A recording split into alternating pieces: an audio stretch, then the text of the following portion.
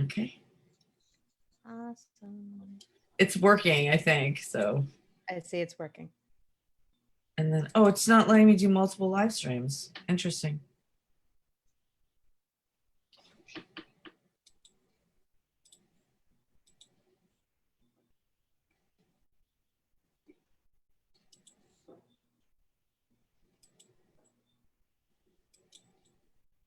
She's muted. Unmute her.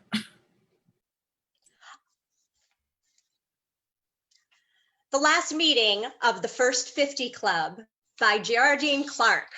Setting: the large kitchen / casual dining area of a large modern house, the patio in front of it, and the walkways on either side of the house. Act 1, Scene 1. Larry and Laura are in the kitchen. James Taylor's Greatest Hits album is playing softly on the downstairs speakers. Larry is standing at the stove where broth for the risotto he is about to prepare is warming. He is wearing an ironed, unstained pinstriped apron. All the ingredients for risotto con apparege are arranged on the counter to his left, except for the asparagus, which he has just blanched. As the lights come up, he takes the steaming pot to the sink to drain the asparagus into a colander. Steam swirls up around his face. He is smiling. During the course of the first scene, he prepares the recipe, which takes approximately 40 minutes. He drinks occasionally from a large bottle of Pellegrino. This is all he drinks until the toast at the dinner table. Laura is at the table trying to complete swan folds on the napkins. She refers occasionally to printed directions culled from the internet. She has a large glass of red wine from which she occasionally sips. It is her first glass, but not the last. She is a handsome woman, especially for one rapidly closing in on 50. She is not smiling.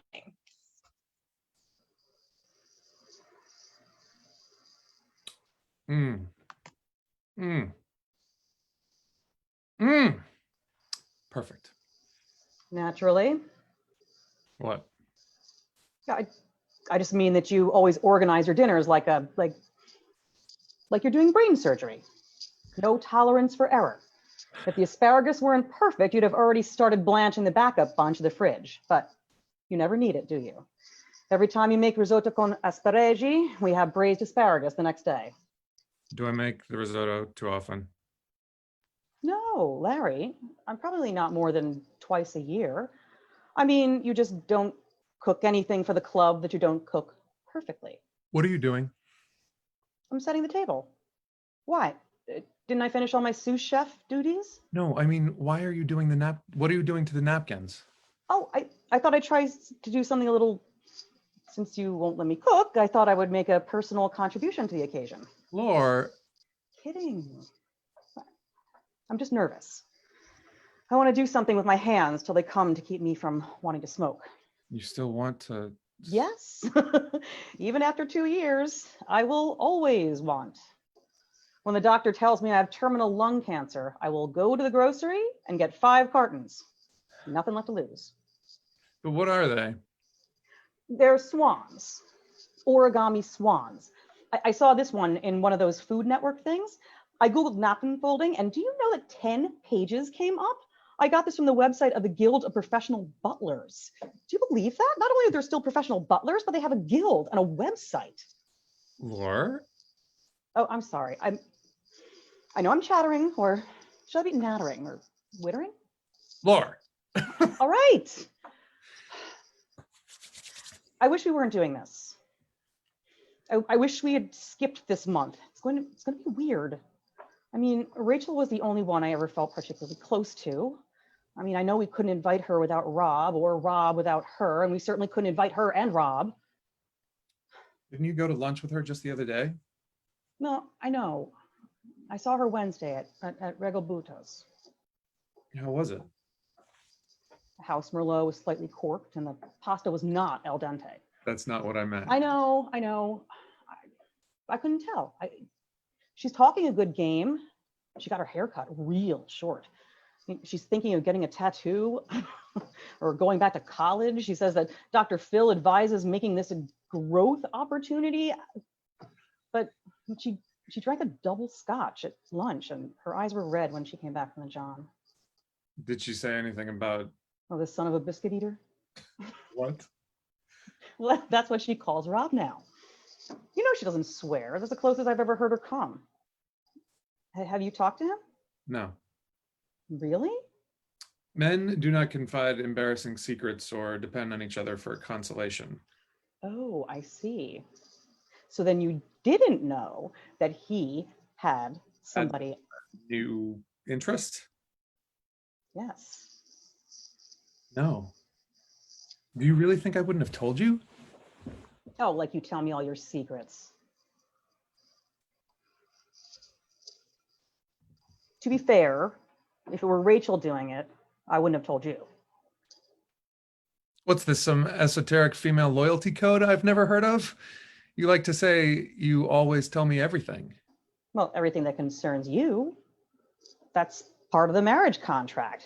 However, if she had a new interest, I'd hope that it would pass. She'd come to her senses and everything would go back to being the way that it was. If I told you, there wouldn't have been any going back. Why? Do you think I'd tell him? No, but if you'd known every time you saw her, she'd see it on your face. Even if they stayed together, they'd have had to leave the club. She couldn't have faced your face month after month. Why do you keep calling us a club? You prefer alliance or guild? Still learning a word a day, aren't you? I like the illusion of progress. Okay. Well, of course we're a club. I mean, we have monthly meetings. We belong to the same demographics. We were approximately the same ages when the Vietnam War ended and Elvis and John Lennon died. We made love when we were young to the same music. Their golden oldies are our golden oldies. We are in many ways closer to siblings. We enjoy each other's jokes. We give each other the illusion of belonging to a community. It's not a real community. We come from different parts of the country. We have no births or deaths in common except celebrities. We're a club of aging urban expatriates. We like each other, but we don't love each other. If one of us dies or gets divorced or is transferred to another city, we will be briefly sad and regretful, but soon we'll find replacements to round out our numbers. Of course, it goes without saying that we're a couples club. If one goes, both go, whether they want to or not. And we're back to Rachel. Maybe if they do stay apart, we could invite her to come with a friend. And what about him and his friend? I don't think that would be possible. Too uncomfortable. Oh, because he was part of a different them and it was his fault? Well, even if she didn't leave him, it would be just as uncomfortable because it might be catching. No one wants to be reminded of how fragile relationships are. Come on, you don't really believe that. Yes, Larry, I do. And growing more brittle with age. 2 months ago, they were just like us. And if someone had asked if it could happen to them, we would have laughed. Now we can't. That's why I'm folding napkins. I wanted to do something to de-emphasize the fact that there's one less leaf in the table this month. Screw this. I'm never going to fold 6 napkins that look remotely like swans. This one looks like a ruptured duck. Where does that expression come from? What does it mean? I haven't a clue. Listen, Laura, I think there's something I think I should tell you before they get here. Doorbell rings. Saved by the bell. And so it begins. She starts to leave. You told them no presents, didn't you? Well, of course, but given the event, I wouldn't count on Andy to pay attention. You know he can't pass up the opportunity for a good gag gift. She leaves through the swinging doors. Off stage, sounds of door opening, greetings, laughter. During the pause before Jake enters, Larry's face settles into an unaccustomed line of worry.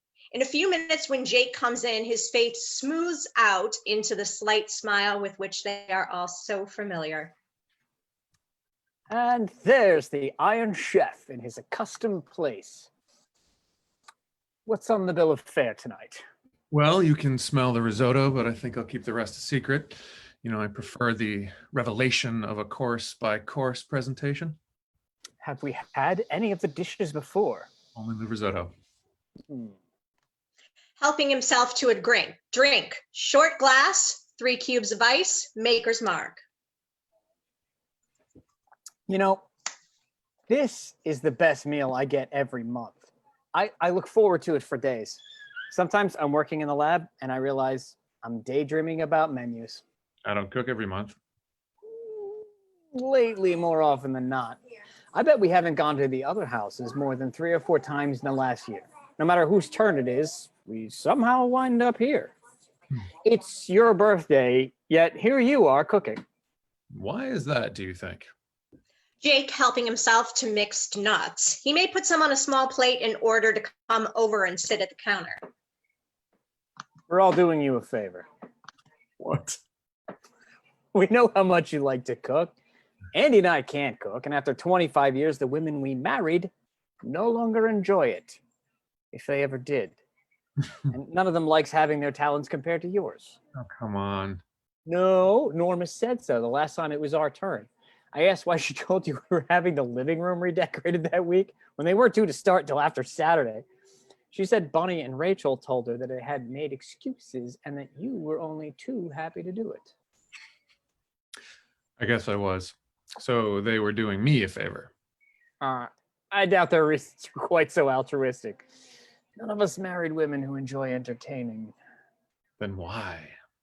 belong to the dinner a month club? Because we like each other's company. It's worth the Zuris every 4 months for the pleasure. And if you just as soon entertain, well, you know, you should at least stick us with the bills for food and drink. All your wives offered. I turned them down. I don't golf. I'd rather do this. So how's the research going? Oh, just great. I have a well-equipped lab and 2 eager grad students at my beck and call. What more could I want? What's the matter, Jake? I have been working on the same problem for years, since before the first Gulf War. I was making steady progress, and then, suddenly, I was making big progress. Now it just turns out that I've spent all those years riding the wrong horse. But I thought your work was getting all kinds of attention. You're, I've forgotten the word. Adjuvants. It's a chemical that multiplies the effect of vaccines. I specialize in adjuvants. I've created a couple that are used in pharmaceutical manufacture. I was getting a lot of attention after 9/11. I was working on an anthrax adjuvant. Even before we went to Afghanistan, the lab was running 24/7. I slept there more nights than I was home. We were gearing up for war. Weapons of mass destruction, and anthrax was right at the top of the biologicals list, and we had an effective adjuvant. So what happened? Well, the first waves of soldiers were taking the vaccine before shipping out, and then suddenly there were suspected side effects. I mean, who knows if it was the vaccine or the adjuvant, interaction with other vaccines, whatever. Fighter pilots suddenly refused to take the vaccine. A couple even risked court-martial, so the vaccinating stopped. We weren't deterred. We stepped up testing, and then no weapons of mass destruction, no anthrax. Anthrax poisoning is still a threat, isn't it? Iran, North Korea. Oh, stop trying to cheer me up. Of course, it's still a threat, but it's not a serious enough threat to continue applications for research. I mean, I'm working on a couple with possible effects for cancer pharma, but it's not sexy. I'm a cancer cure or even a treatment, but just an adjuvant. I'm just another aging professor who doesn't like to teach with a research subject that attracts marginal grad students. I've never heard you talk like this. I thought you loved your work. I didn't know it was celebrity you were looking for. No, you don't get it. I don't want the Nobel. I just wanted my life's work to finally amount to something important, something meaningful, even life-saving. Besides, something happened this week. What? The university named my wife Scholar Teacher of the Year. That's great. Just great. I mean, it is great, isn't it? Of course. It's great. She's a great teacher. But now suddenly she's scholar of the family too. I mean, when I married her, she was in a soft science, psychology, which begat behavioral psych, which begat cognitive science. I thought it was kind of cute. She was like the continual undergraduate flitting from discipline to discipline. And then she does a few fMRI experiments on gender differences in brain structure, writes a handful of papers for a flock of new scholarly publications. I mean, the field is hardly 20 years old. And suddenly, she's got the future by the tail, and I'm a has-been. Oh, come on. I know, it's petty. It's petty. Oh, but the kicker is, she thinks it's funny. She doesn't think of herself as a traditional scholar or a scientist. She's a teacher. She only does research to stay relevant to her students. And most of them are undergraduates. Well, it is kind of. Oh, I know. It's pathetic. I'm pathetic. Until they made the announcement at the Senate meeting, I didn't even know I felt this way. It's appalling. I am professionally jealous of my wife. Have you told her? Are you nuts? Of course not. I told her I couldn't be happier. I took her out for dinner at the most expensive restaurant in town, the one in the new Hilton. I booked a room for the night. I had a chilled bottle of Cristal sent up, undressed her, made celebratory love to her. Okay, way too much information. No, you don't get it. See, while she's thinking it's the most romantic thing I'd ever done, I'm thinking, I got hosed, no, you get hosed. I make me sick. Jake, shut up. She'll be in here any moment. No, Laura's ostensibly showing her the newest acquisitions. Ostensibly? I figure they're really chewing over the Rob situation. Why are you telling me this?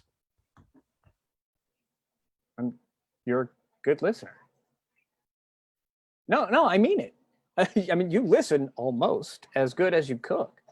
Besides, who else am I going to tell? I walked in and suddenly I felt like if I didn't get this off my chest, I would die. I can't sleep. I can hardly work.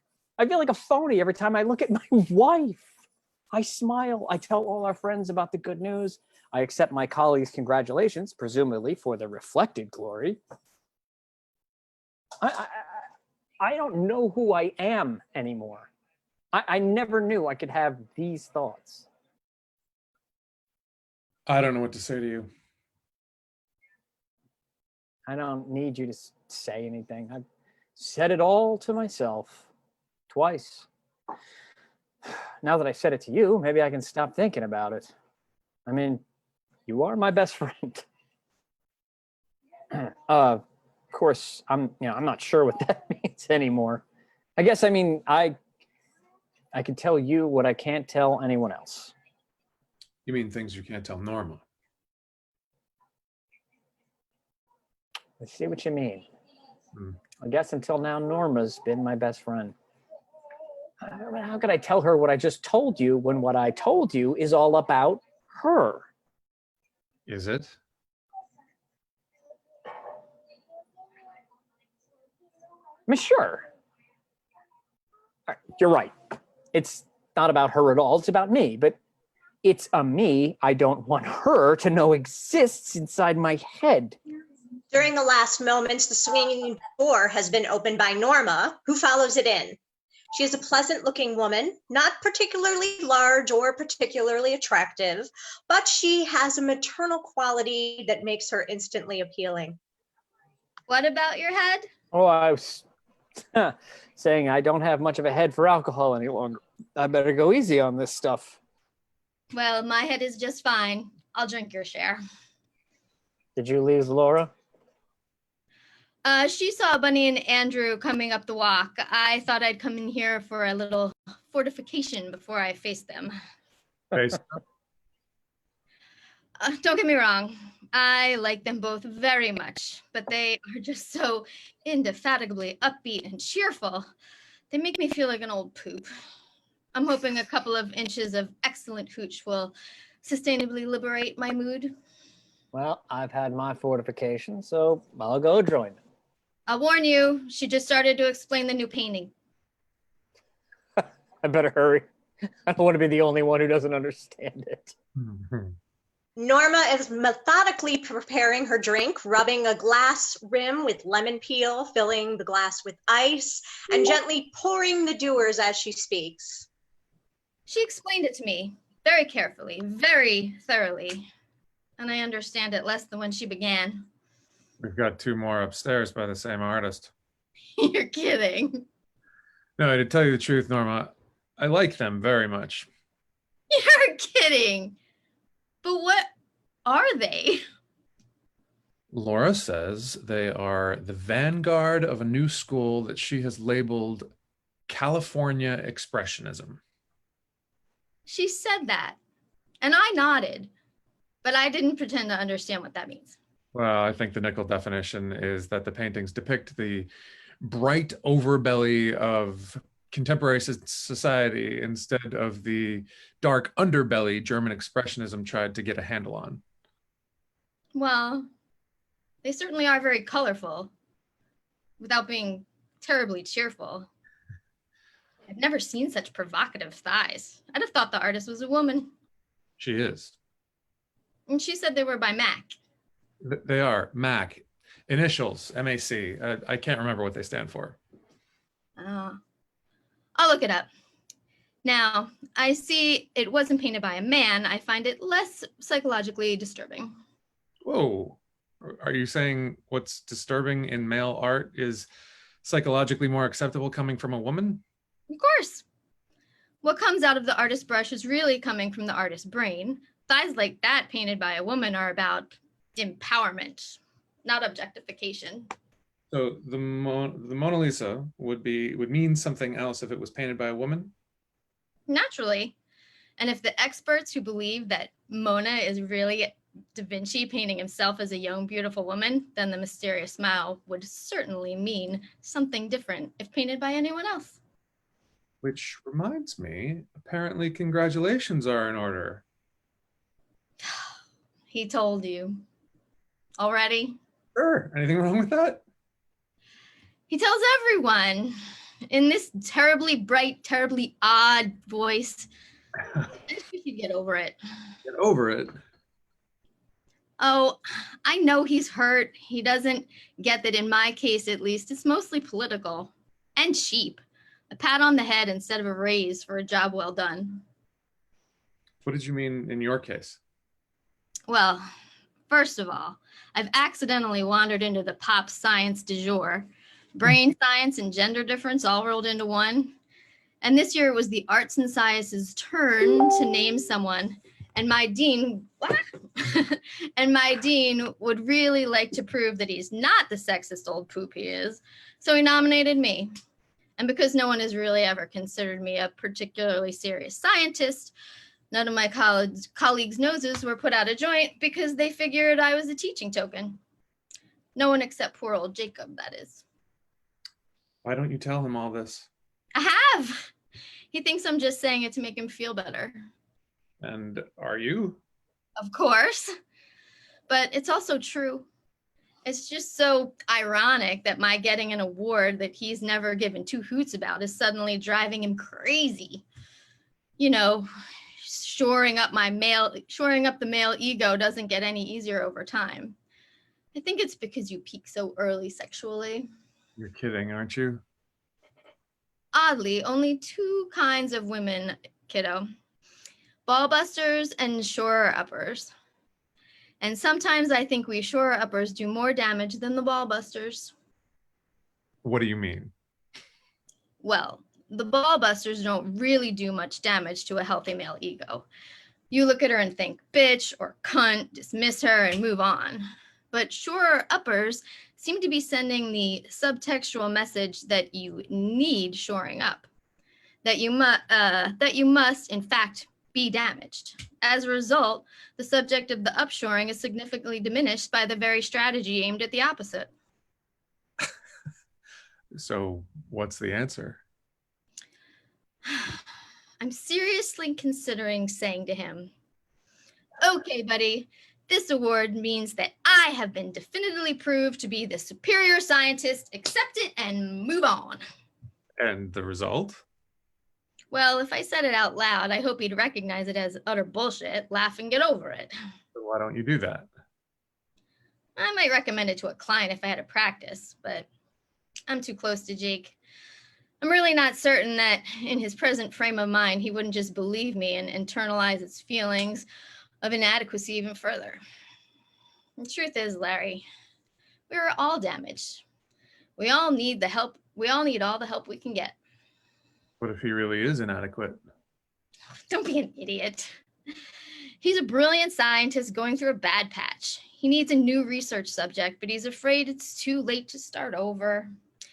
And it isn't. I mean, he's smarter and better than when he started. But beginning over at our age is really scary. God, that's for sure. A century ago, most of us would already be dead, or at least in God's waiting room. Today, people on our demographic could be looking at another 30 or 40 years. We're the first generation who had better take seriously the prospect of a second act. Of course, we also know, unfortunately, that we could also be dead tomorrow. Well, I think that's my hour. I better make room for the next patient. What? Oh, please. You must notice that every time we come here, Laura stays in the living room until you ring the gong, and each of us take a turn coming to visit the great and powerful Oz. What? I'm sorry, that's not fair. You're like a really good psychologist. You elicit maximum information with minimum encouragement, and you never judge. You're the best listener I know. I know you mean that as a compliment, but does it occur to you that all you've really said is that I'm not a very interesting conversationalist? Oh, don't be silly. Pontificating is easy. Give me a sensitive and attentive listener every time. Okay. I'm going upstairs to find out more about Art by Mac. Look in the guest bedroom and the master bathroom. The bathroom? What can I say? The whole house is filled with overflow from Laura's gallery. We're the annex. You should see the garage. You're kidding. Yeah, I am. Well, I'm out of here. See you over the first course? She exits. Larry is briefly alone. He takes a clean spoon to taste the risotto and ladles more broth into the pot. Barbara enters, runs around the counter, puts her arms around Larry's head, and pulls down. Lean down, scrumptious, and let me plant one on ya. She kisses him on the forehead, the nose, the mouth. When are you gonna dump Miss Tall, Blonde, and Princeton and run away with me? Huh? As soon as you're ready to leave, the loser with the Lexus. I'm ready now. It's only a Kia this month. Really? How are they? No. No car talk tonight. It's a rule. One night a month, no cars. You got it, Babs. You never call me Bunny. You'd rather I call you Bunny? God, no. Hmm. I'm sick of being Bunny. Babs is fine. Barbara would be even better. Okay, Barbara. Why? I used to be fine with Bunny. My papa named me Bunny. I used to love Andy calling me Bunny. And then I heard Karen's boyfriend on his cell phone, and he was saying, "Can you believe it? Her name is Bunny." And the way he laughed, I knew he was saying, "Isn't that a gas? An old broad like that called Bunny." And all at once, it felt like every time people called me Bunny, they were secretly snickering behind my back. Is it okay if I? You think I'd forget? 7-1. Onions in the fridge, toothpicks on the table. Bunny removes a jelly jar of clear liquid and a chilled martini glass from the freezer, onions in the fridge, and sits at the counter to build her Gibson. Then she returns the jar to the freezer. It is a big martini. How are the children? Nope. No kid talk either. Okay. Charlie's got an internship in the city, and Chelsea's building Habitats for Humanity with Jimmy Carter over break, and then going to Nicaragua in the summer to work in a free clinic. How are yours? Fine, working, happy. You'll have to ask Laura. She talks to them more often than I do. Why is that? Because she calls them. I don't believe in hovering. Besides, Jared thinks I don't approve of him wasting a Harvard MBA on a specialty bicycle company. Tommy calls when he thinks that filial obligation requires it. And how do you feel about the bicycle thing? Fine. He loves it. And if they succeed in designing the next big thing, he'll be a part of it. And if they don't, he's learning management from the ground up. So why don't you tell him that? Because it's much better for him to think if he's acting in the teeth of my disapproval. Yeah. Jesus. Men.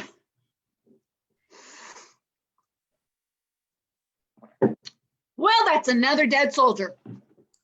Do you want another? Hell yes.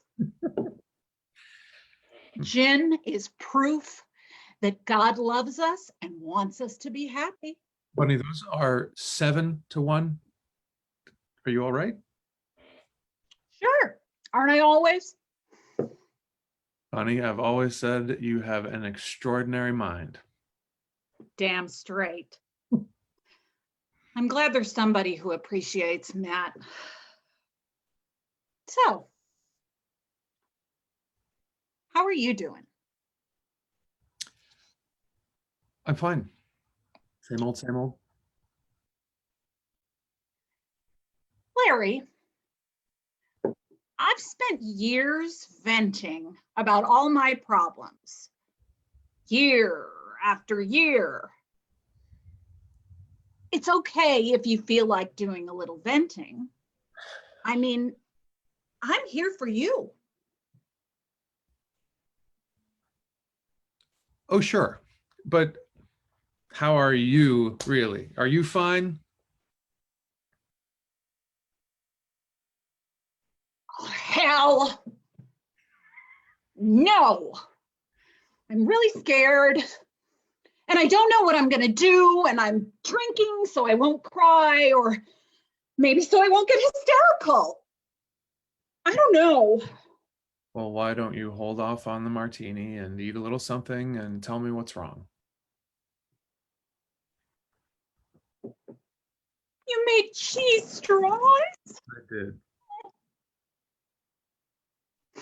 Just for me? Just for you. Good. Best ever. Barbara. We're broke, and I'm not supposed to know. Has Andy lost his job? No, but the recession hit us really hard. Our house was underwater for a while, and we couldn't get a refi. Could you be telling me this? You going to tell anyone? You're the only one I can tell. Okay, where was I? And cars weren't selling for about 4 years. The only reason they kept him on is that he's the best salesman they've got. Now cars are having a really good year, and we should be catching up, but he just refuses to economize. He lose a lot on the stock market? Jesus, no. God, we had nothing to invest. You can't lose most of nothing. Until 5 years ago, I never really paid attention to money. He handles it all. I use plastic. And you know him and toys. Big plasma screen TVs and a walk-in wine cellar. A wine cellar! He can't tell a Pinot from a Dr. Pepper. But the economy tanks, and I started worrying. But I just trusted him. So now that he was selling better, I wanted to know how we were doing. I sneaked into the checkbook in his bill file. We're not just broke. We're really in debt, and he just keeps spending. Last week I made mac and cheese, and he got pissed off and made me throw it out and took me out to eat. He ordered lobster. He used to love my mac and cheese. It's like now that the economy's doing better, he's ashamed for me to know we're in the weeds. I don't know what to say. Nothing to say. Take these away from me before I spoil my dinner. Larry, you know, if you ever need to talk about anything, I could. Larry, do you? Okay, big boy. Laura says that it's time to get the show on the road. At your age, we don't know how much time you've got left. She's right. We're ready to eat. Call them in. No need. They're right behind me. Andy, are you okay? You didn't get a drink, buddy. I already have one at home. Don't worry. I'll make it up with an extra glass of wine. What do you have for us tonight? Very nice Sancerre. Sounds good. As if on cue, the other three come in and take accustomed places. There is an awkward moment when they all mentally are subtracting Rachel and Rob. Laura sits at the foot of the table. Larry will be at the head. Bunny and Norma on his right and his left. Andy next to Norma and Jake next to Bunny. During the following dialogue, Larry brings the large serving bowl of risotto and puts it next to Laura for service. She fills and hands around pasta plates while he pours the wine. Didn't I see you at Good Hope yesterday? Yeah, but I didn't see you. As I was driving away. I thought I saw you, but... But were you wondering about the dog? Well, yes. That was Darwin. He's a therapy dog. You know Connie Pederitz? City Council. That's her. She's been training therapy dogs for years. And she's been letting me go along with her and learn how to manage the animals. She rescued Darwin from the pound, and he's one of her best. Yesterday was my first solo. I've read about therapy dogs, but I've never actually seen one in action. Oh, it's so great. I'm a little afraid to do hospital therapy, especially with the Onco kids, but you can hardly believe what they do at a nursing home. What's it like? Oh, for Pete's sake, don't encourage her. Every year it's another thing. Last year, pottery. Right? How many half-assed pots and ashtrays does a person need? At least 2 years she was making blankets. We could give them away to family at Christmas. Afghans. They were Afghans, not blankets. Whatever. All I know is I couldn't open a drawer or a closet without an avalanche of yarn falling on me. But tell me about therapy dogs, Bunny. I'm really interested in. I was visiting a friend at Good Hope, and I'm afraid I really didn't cheer up much. A friend? Is she old? Only about 60. She has early onset Alzheimer's. Alzheimer's? Oh, they're the best. Who are you talking about? Lydia Freeman. Lydia Freeman. Is that why she took early retirement? Yeah. Harold kept her at home as long as he could, but she decompensated very fast. She's been at home for almost 6 months. Is she that funny woman who is always appearing on local talk shows about Same-sex education, yes. She's a real advocate. But Bunny, you were going to tell us about the therapy dogs.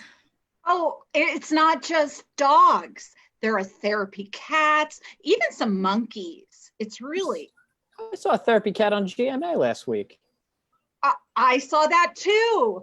You mean the cat that knows when someone's going to die and goes in their room until they pass. That's not really a therapy animal, but I thought it was really interesting. Therapy animals are taken into a therapeutic setting in order to affect an increased improvement in patient involvement. Oh, Jesus, get her. You make it sound very exciting, Barbara. Oh, you just can't imagine. You go into the day room and they're all sitting there, some of them actually tied to wheelchairs, watching some old game show with the sound turned down, so it's mostly just laugh track, and they look so sad. The first moment Darwin comes in, they start to smile. They try and whistle and click their tongues to make him come to them first. They pet him so sweet and nice, and their faces get real soft and happy. And what do you do? I think everyone has risotto and wine, and I think it's time for a toast. What do you do? I mean, I get what the dog does, but what do you do? Well, I'm the one who takes them. Hmm. I facilitate exchange. I bring him to each one of them. I make sure they each get a turn. Well, whoop-de-doo. The dog does the work, and you go along for the ride. That's enough, Andy. I just get so sick of listening to all of Andy, that. Andy, Sorry. I had a bad day. I'm sorry. Bunny, sorry, everybody. I'm sorry. That's okay, baby. I know. so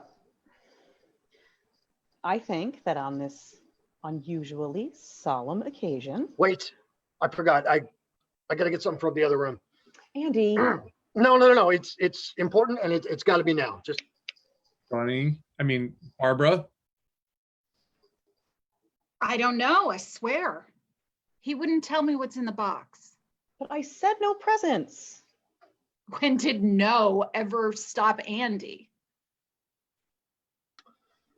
here you go, big guy. I know, no presents, but this is the big one. Okay, the historic one. After this, you're officially an old man. Andy, you didn't get him Depends. Thought of it, but this is much better. Go on, open it.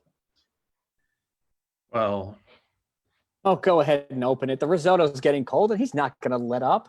You get that right, Jakey. When I'm trying to make a sale, I'm a pit bull. I close my jaws and just hang on. what the? It's a Porsche, electronically operated. When you get bored, you can drive it around and dream. Why? A guy wrapped as tight as you hits 50 and he's way overdue for the old midlife crisis. And you know what the answer to that is. An affair, right? Or a really good car. A car's better, less expense, less fallout. Only I wish I could give you the real thing. Here, let me show you how it works. Andy, after dinner, okay? Sure. I just want to see his face when he starts the baby up. All right, let's raise our glasses I want to do this later, but maybe now is the best time. I want to propose my own toast. It's irregular, but it's my big 50, so I claim the privilege to a second life. Don't tell me. You two? What's your avatar? Do you think we've met? No, but not that kind of second life. Oh, You think you're starting your second 50? You think you've got that long? Maybe. My dad's over 90. I expect to make 100. No, just kidding. I was thinking more about a second adult life. I could easily have another 25 years. see, that's the spirit. See, I was right. To second lives. Hmm. All You of got them any drink. ideas? Oh, All of them drink except Laura. Larry drinks, but sees that she isn't drinking. Almost automatically, she picks up her fork and starts to eat, and everyone quickly follows suit.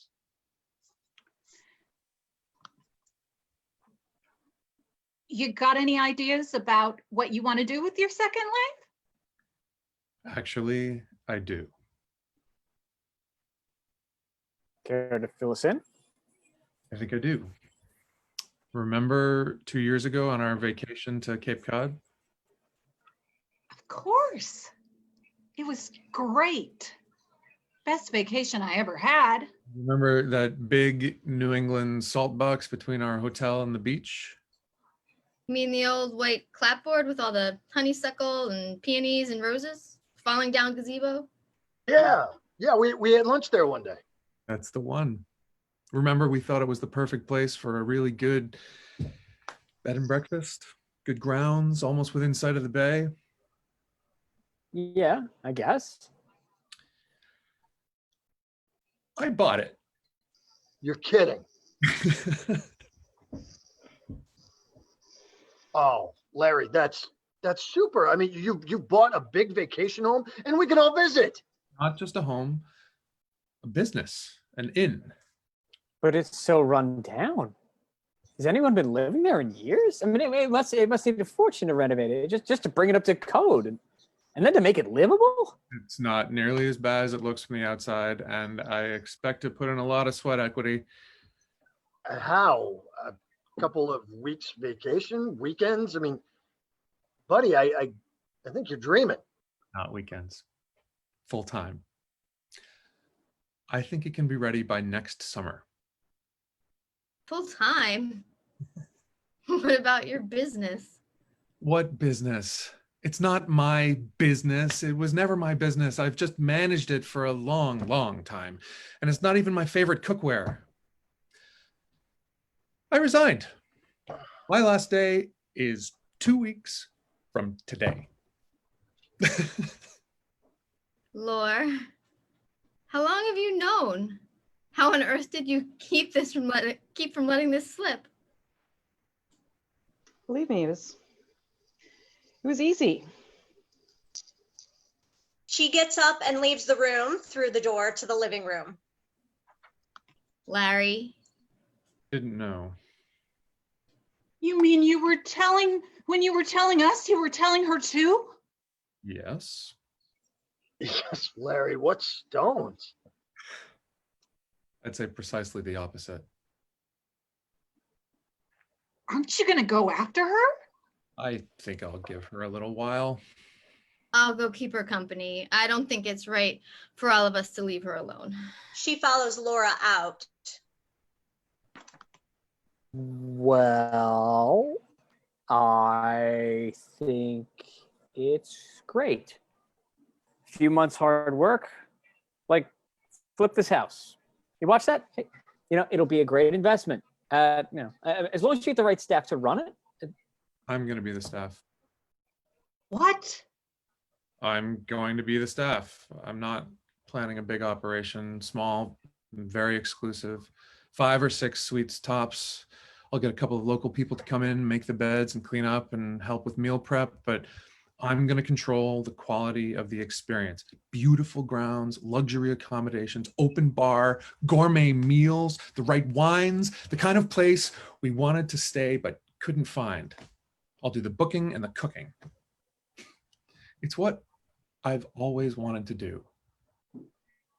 If it's what you always wanted to do, then why haven't you always done it? What? I mean, what stopped you? Laura wouldn't let you? No, that's not it. I mean, Told her what you wanted? no. She didn't have a clue, did she? Bunny, Excuse me? I don't feel very hungry. She exits after Norma and Laura. Quick. Okay, before they come back, give us the 411. what do you mean? I've already pretty much told you all there is to tell. Don't give me that. Come on, you left out the most important bit. Andy, don't.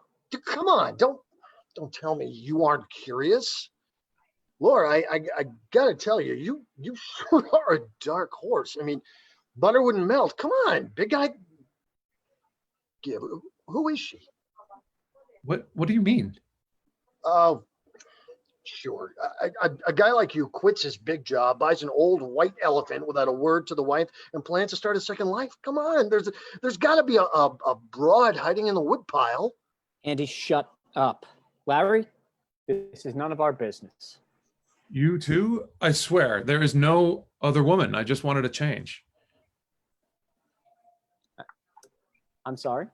I guess I got carried away by Andy's Harlequin romance mind, but I gotta admit, I have a hard time understanding why you did this the way you did. Duh. He did it for the same reason that I don't tell Bunny when I'm going to buy something she doesn't want me to have. I put my name on the dotted line, buy her a piece of jewelry, take her out to a big dinner, and tell her in the kind of restaurant she might want to make a scene. What? Are you 12? I mean, your wife's supposed to be your partner. Okay, I understand doing with a big flat screen TV, but a life change like this. I hate to admit it, Jacob, but I'm afraid Andy is pretty much right. You serious? No.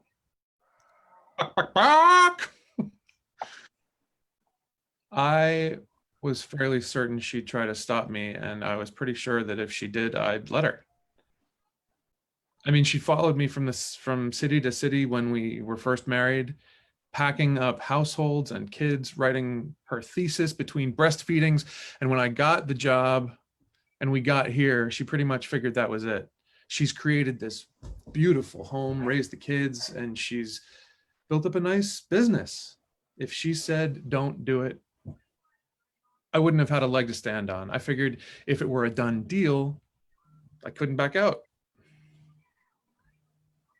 Well, your logic is impeccable. I'm not certain I can endorse the conclusion. I don't blame you. I can't justify it, except for one little thing. I had to do it if I was going to survive. What do you mean? What's causing this? The old existential whammy, isn't it? You're coming up on a birthday ending in 0, and you look in the mirror and think, I spent my life to get where I am. Here I am. What the hell does it mean? That's pretty much it. That's what existential means. I get that. Boy, I wish someone had explained it like that when I was taking philosophy. I don't know anyone that gets that at 20. Maybe you're right. I never thought I'd ever be this old. Nor did I. I thought in my case an exception would be made. I'm maybe the last one to say this, but it doesn't look like they're coming back. Unless you want to start your second life without her. I mean, don't you think you should go after Laura? I mean, she probably thinks the new life includes a new cupcake too. That's absurd. Well, Did you see her face when she left the table? I have to say, much as it surprises me, I must agree with Andy. Oh, Christ. It never occurred to me that she might think that. Are you kidding? When a guy starts keeping secrets, they're always sure that's the secret. You sound like you know. Oh, buddy, you have no idea. No, I don't. Well, I better find her. Even if you're wrong, I think it's time I did some damage control. He exits in towards the living room. Long pause.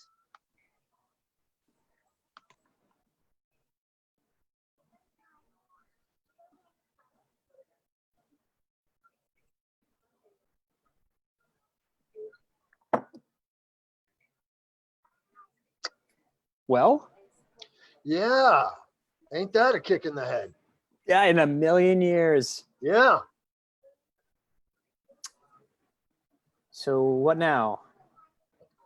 I mean, I guess we ought to gather up the wives and need Larry and Laura to sort things out.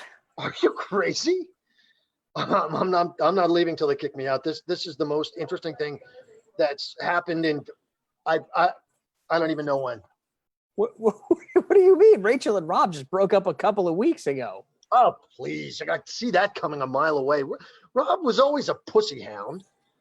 Andy. Give it a rest, Jakey. It's just us guys now.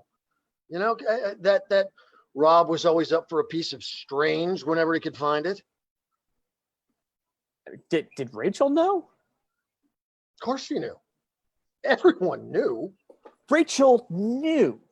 You could see it in the way she looked at him. The way a guy looks at the van he knows he has to buy because he has 2 kids and a third is on the way, but he wishes he could buy a snappy little 2-seater before he dies.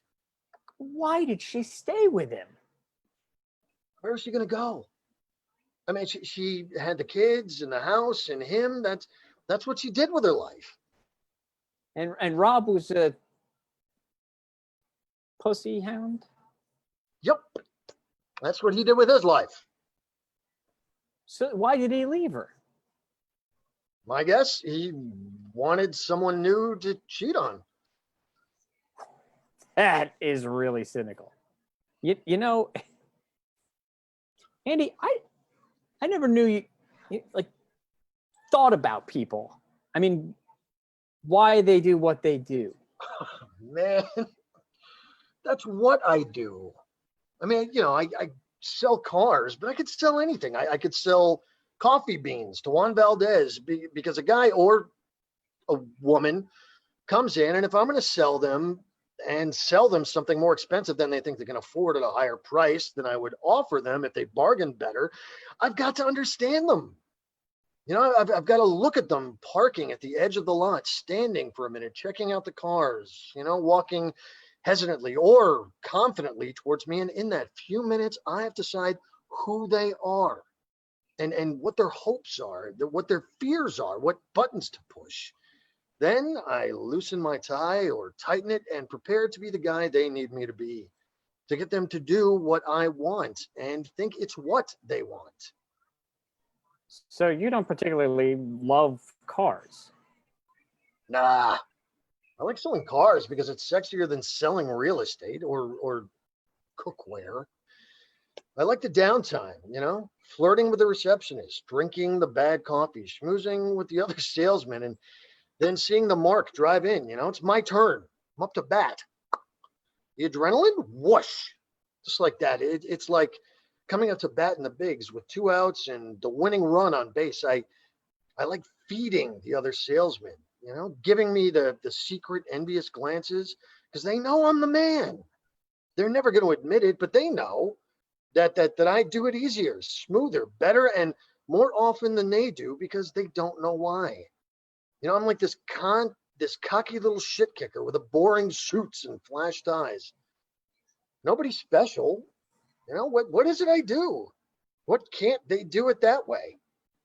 But I know it's because I change the way I roll for every customer. Yeah, but don't they do that? Sure. Yeah, I just do it better. Why are you so excited about Larry this evening? Because I've never been able to lay a glove on him. You know, I don't have a clue how I would sell him a car. Complete mystery. I'll tell you one thing. Every time I leave here, I think of Richard Corey. Richard Corey. Yeah, you know, Richard Corey. Clean, favored, and imperially slim. You know, and he was always quietly arrayed, and he was always human when he talked. Fluttered hearts when he said good morning. Richard Corey. Sure. Didn't you learn that when you were in high school? I thought everybody did. Yes, but I doubt I've thought of that in 30 years. All I remember is went home and put a bullet through his head. Yeah, that's the one. I mean, now don't get me wrong.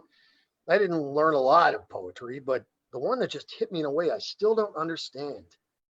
You know, I mean, I was pretty much a nobody in high school, right? I mean, not a grind, not a prep, not a stoner, not an athlete, not in the band. You know, I was just a guy. Richard Corey was who I always wanted to be. I wanted to flutter hearts when I said good morning. And then, man, he goes home and puts a bullet in his head. Why? Even at 17, I wanted to know what that was about. I learned it, and I've thought about it ever since. And you stopped wanting to be Richard Corey. I guess I did. Why does Larry make you think of Richard Corey? Come on. Whenever we come here, or even when we go to somebody else's house, even your own, I mean, doesn't he make you feel like a pooch? No. Come on. The way all the women bend a little toward him whenever he talks, the way they look for the chance to be alone with him, to get their little touch of Larry in the night. Not particularly. Bullshit. You do it yourself. Larry, you know, the old father confessor. Yeah, I enjoy talking to him. And does he talk back? Of course he does. Oh, I'm sure he asks questions and makes comments about whatever you're saying, but does he ever give you the old quid pro quo? Okay, Andy, you're starting to scare me. Why? Because I know what quid pro quo means? Well, no. That's okay. I'm not insulted.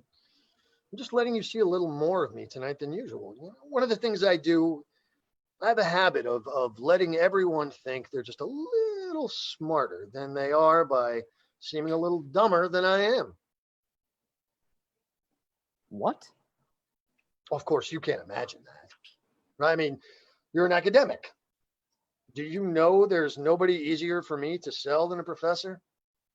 You just put the old, well, doc, nobody's going to fool you face on and listen for the clues to their secret dreams. Most academics are Walter Mitty's when it comes to cars. Jesus Christ, you sold me my car. You're happy with it, aren't you? Well, yeah. Yeah. Oh, don't worry. I didn't rip you off. I worked you around to the lowest price I was allowed to get for it. You led me. Come on, Jake. We're friends. You didn't think I'd play you. Well, no, I mean, in fact, that's why I went to you. To tell you the truth, it was almost as much fun getting you into that car as it is selling someone else at a higher price. Same game, different version. Okay, I am prepared to accept that you are clever at assessing the psychology of the car buyer, but what did you mean about Larry and Richard Corey? I thought that was obvious. What's the most interesting thing about Richard Corey? That he's a model man. No, that was the most interesting. The most interesting thing is that you don't know anything bad about him, right? Or anything very good about him, which means you don't really know anything about him. You know, I mean, oh, you know, he's rich and good looking and he's really popular, but until he shoots himself, you don't know anything about him that shows what kind of person he is. I see. Well, you could say Larry just shot himself. Not in the head, but in the foot. Now he's interesting. I mean, don't you want to find out what happens next? What I can't figure out is when the other shoe is going to drop. Shoe? What shoe? Is he going to tell us he didn't quit? He was fired? Fired? Ha! I didn't think you knew. I don't believe you. How do you know? Bunny, Yeah, well, she found out from Connie Podwatsits. Her husband's on the board of directors. poor guy. So that's why he came up with the B&B thing. But why didn't he tell? Wait, if you knew, why did you ask him about a woman? I thought that would get him to open up. You know, admit the truth. Guess he's still trying to save face. What I want to know is if Laura didn't know about his second life plan, did she know the reason? Don't think she did. That's the other shoe. I mean, aren't you curious? You know, at least a little bit. Yeah, I'm ashamed to admit it, but yes, I do. So what do we do now?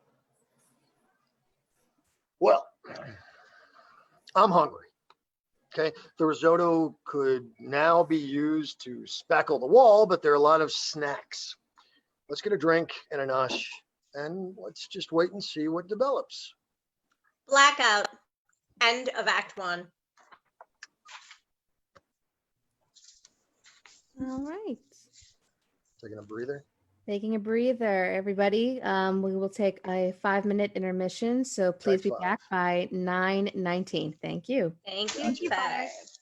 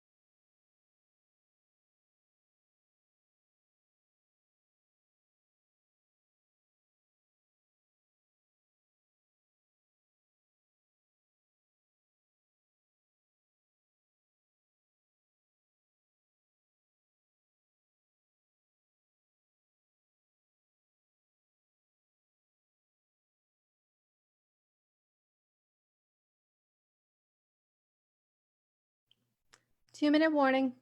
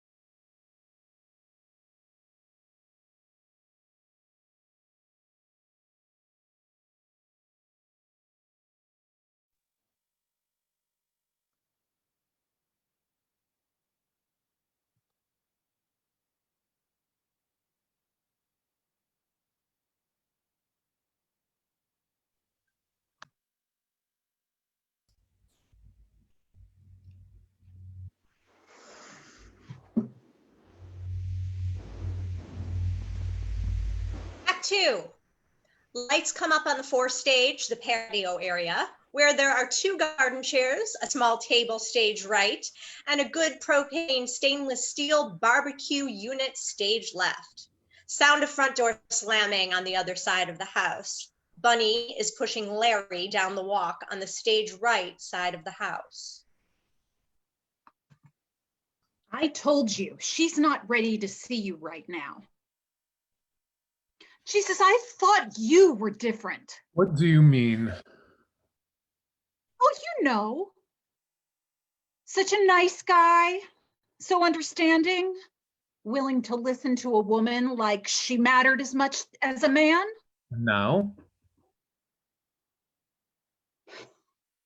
Real sensitive. If Andy ever did to me what you just did to Laura, I would brain him with one of his titanium golf clubs. Please, you are always grousing about something else Andy's done and hidden from you. You just did it this evening. He may spend more money than we have, but he'd never sell my house from underneath me. I didn't do that. What the hell do you think I am? You didn't?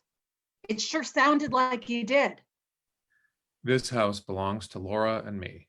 I'd never sell it without her agreement. I sold off a lot of my stock in the company to buy the inn. In this economy? Didn't you lose a bundle? Actually, people are buying more reasonably priced cookware than they have for the last 5 years. I knew this was the time. Plus, the house is paid off. Oh, what a prince. So you plan to go alone and leave Laura here? That sounds like a clever way of leaving her without saying so. Or is it a way of giving her the choice of coming with you or letting you go? Sort of a lose-lose situation you've put her in, buddy. That's not the way I saw it. Well, duh. You guys are really good at not looking at what you're doing very closely. What you thought, whatever you thought, you did it, and you didn't give her a vote. Well, that's true. Why not? Because I didn't have any right to expect her to do it. She spent most of our married life following me wherever the job took me, making a life for herself around the edges of mine. Now we've finally been one place long enough for her to build a business of her own. She's developed contacts and relationships with artists over time. How was I going to ask her to give that all up and follow me to a new town and start a business with very little chance of matching the success either of us have here? So let me get this really straight. You knew you didn't have a leg to stand on, so you just went ahead and did it. I just don't get that. Women don't think like that. No one is entitled to behave like that. I can't say I disagree with you. So why did you do it? I mean, I had to. No, really. There must be some other good reason. What can I tell you? I did it because I had to. You sound like my kids when they were little. Why did you break the vase? 'Cause hit your brother. Just 'cause. Make pee-pee in the sandbox. I don't know. 'Cause. Well, I can't do better than that. I don't know why I had to, but I had to. If I told Laura beforehand, she would have given all the reasons why it was a bad idea, and I would have had to agree. And I still need to do it. I feel like I'm doing it to save my life. Oh, bullshit. No, seriously. I've spent my whole adult life working to create the life that I was supposed to live. Go to school, do well, find a job, get married to the right woman, get a better job, have the right children, get a better job, find the right life, get a better job. I've done it all. And it doesn't make me happy. Sometimes I think I've never been happy. Give me a break. In a minute, you're going to say, don't I have the right to be happy? Did you know that's what Rob said to Rachel before he left? Don't I have a right to be happy? Well, don't I? No! No? Jesus, what are you, 12? That's exactly what Caroline said once when I wouldn't give her something she wanted. Don't I have the right to be happy? And I said, no, no one has the right to be happy. And she said, you are wrong. It is in the Constitution. And I said, that's what you think, Smarty. It's not in the Constitution. It's in the Declaration of Independence. And it's not the right to be happy. It's the right to pursue happiness. Okay, Miss Civics Scholar. Don't I have the right to pursue happiness? So what do you think you were doing? What did you think you were doing when you got married and had children and had better and better jobs? What do you mean? For someone who understands everybody else's problems, you sure are dense. When you were doing all those things, did you think you were making some big sacrifice? Or did you think you were pursuing happiness? I didn't think about it that way. Well, were you doing all those things to make Laura happy? Was it your plan or hers? Didn't she think she was helping you to follow your happiness, while she took care of things and lived around the edges of your life? Wait a minute. Your words, Larry. Now that I think of it, did she ever get a vote?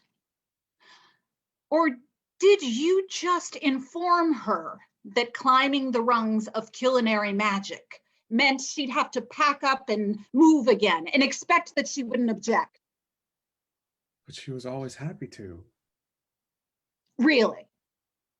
Well, not exactly happy, but she always accepted where. So if she wasn't pursuing happiness, don't you imagine she thought she was helping you pursue yours?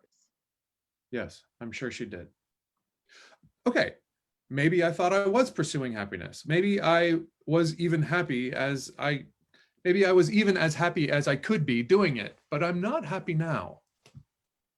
Oh, boo-hoo. Poor you. No, I mean it. That was the happiness that belonged to that other life. Laura and I were both doing what we thought we were supposed to be happy. But what now? I don't want to find a younger wife so I can have a new set of children. I don't want to join a different firm and climb a new ladder. For the last few years, the only time I've felt happy, known I'm happy, was once a month when we've had these dinners. Or at least the times I've made the dinners.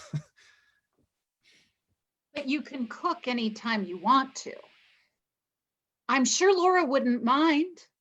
God knows I wouldn't. The cooking. What? It's not the cooking. I mean, I like to cook well enough, but it's not just the cooking that makes me happy. It's the hosting. The hosting. Putting all the right elements together, the food, the wine, the lighting, the hospitality of the host. You can see people experiencing a greater sense of well-being, the way they're carrying their bodies change. You can see them experiencing a kind of pleasure they aren't accustomed to. You're talking about us, right? Well, yeah, but am I wrong? So our pleasure is all you're doing? Of course not. That's what you think.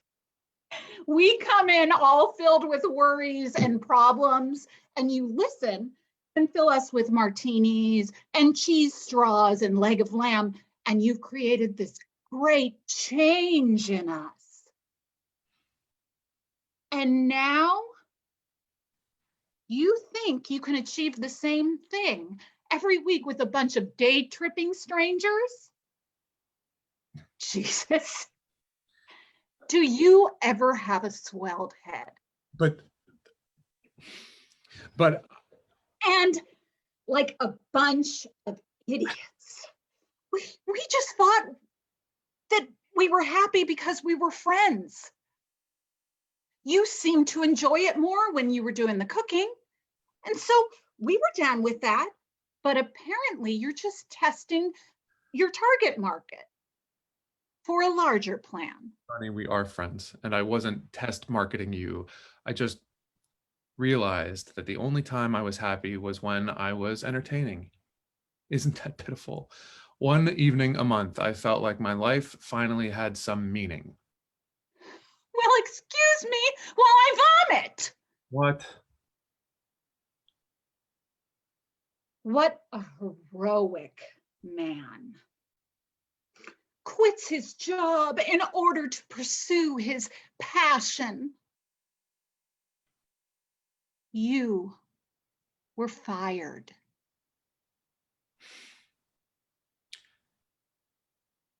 You knew.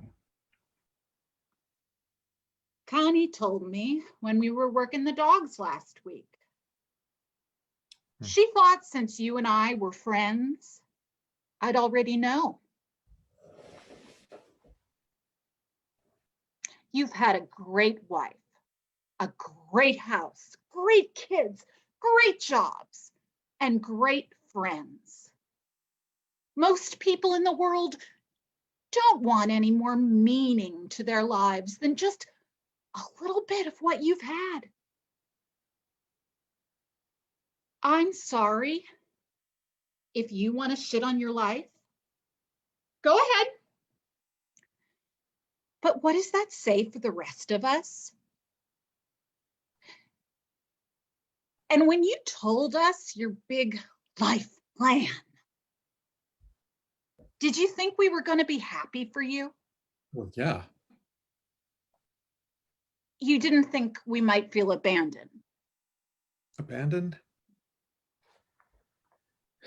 You didn't consult us. You didn't even talk to Laura. It's all about you. What we might feel losing you doesn't count. Losing? Laura steps out of the shadows from the stage right side of the house where she's been standing for, we're not certain how long. She's carrying 2 glasses of wine, one very full. Nice try, Bunny, but you might as well be talking to the cat. Believe me, I know. Listen, Bunny, would you mind giving us a little while now, alone?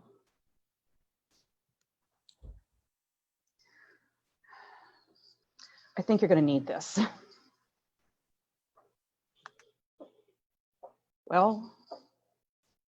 What do you want me to say? Oh, fuck. Laura, What? don't use that kind of language. Why not? Not you. You don't talk like that. Yes, I do. All the time. And really, how much do you know about who I am? I know I've rarely heard you swear. Of course not. I do it where most people say the most important things, in my own head. What? I swear all the time in my head, especially at you. For some reason, most of the people we know think it's not nice, but they love going to plays and movies where every third word is F this and F that. Well, I got news for you, Larry. I rarely see any need to use words like fuck in conversation. But I actually like the word a lot. It's like an open space, a placeholder for whatever you want to say because it takes on whatever meaning you give it. When I used it a minute ago, it carried its most usual meaning. It says unmistakably that I am really, really pissed off. Are you drunk? No, I'm trying to make you hear me. Apparently, I can only do it by quietly saying fuck. If I had come in and yelled, Larry, I'm really, really angry, you would have shifted your face into neutral and waited for me to finish my little tantrum. Don't even bother to say it.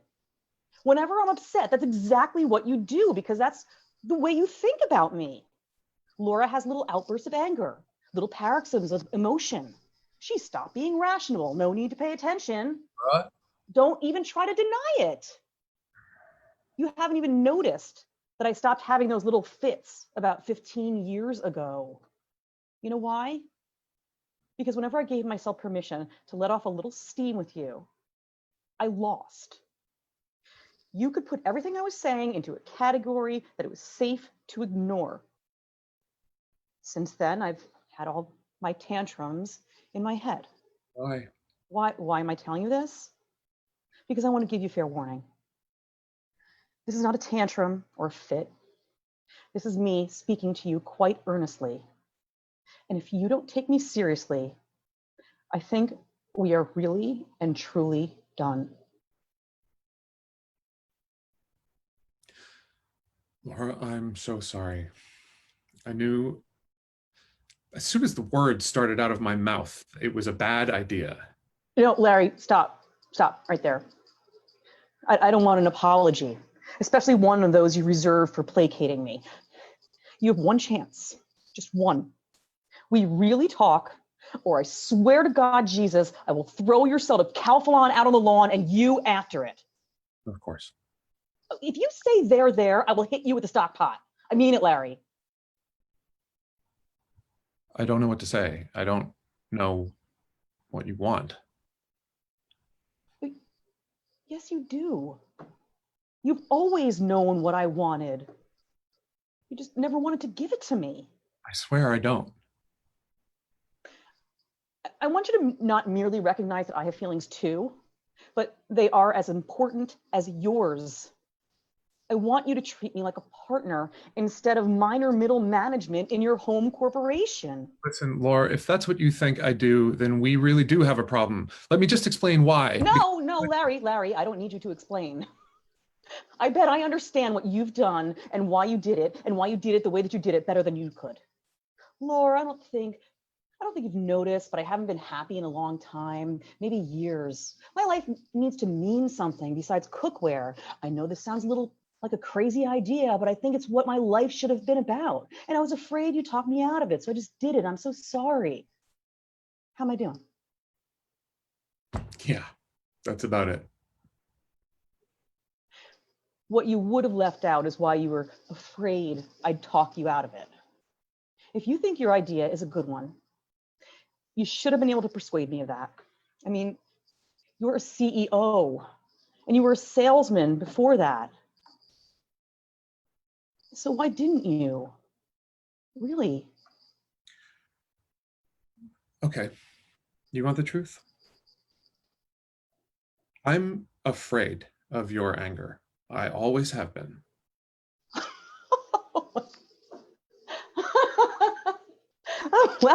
Well, at least we've gotten somewhere. Well, guess what? I know that is the story you've been telling yourself for years. It's your way of justifying not telling me things I don't want to hear. Even when it's as simple as a phone call saying you'd be an hour late for dinner. And you know what? It's complete bullshit. Because eventually you have to come home, and then I'm 10 times angrier than I would have been if you had just made the call. But the anger never keeps you from doing it the next time, and the next, and the next. Afraid of my anger explains every failure to include me in decisions you didn't want to share. You aren't afraid of my anger. You love it. It makes you feel superior.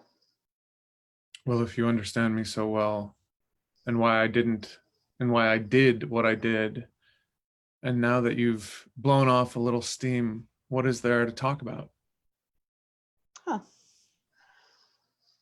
What we need to talk about is what you think is going to happen now.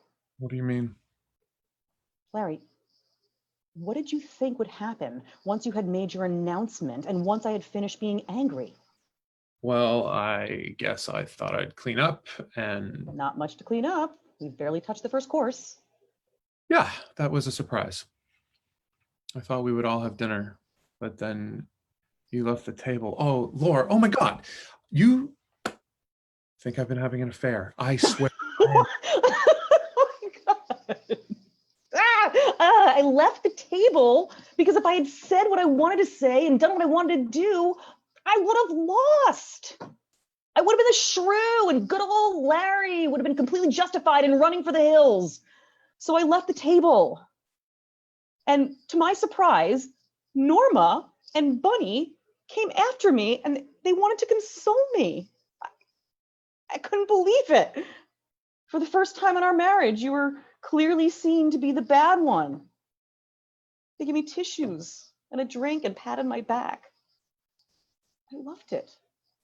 I don't know that I've experienced so much female solidarity since I was a junior in high school and my boyfriend dumped me for a slut who put out.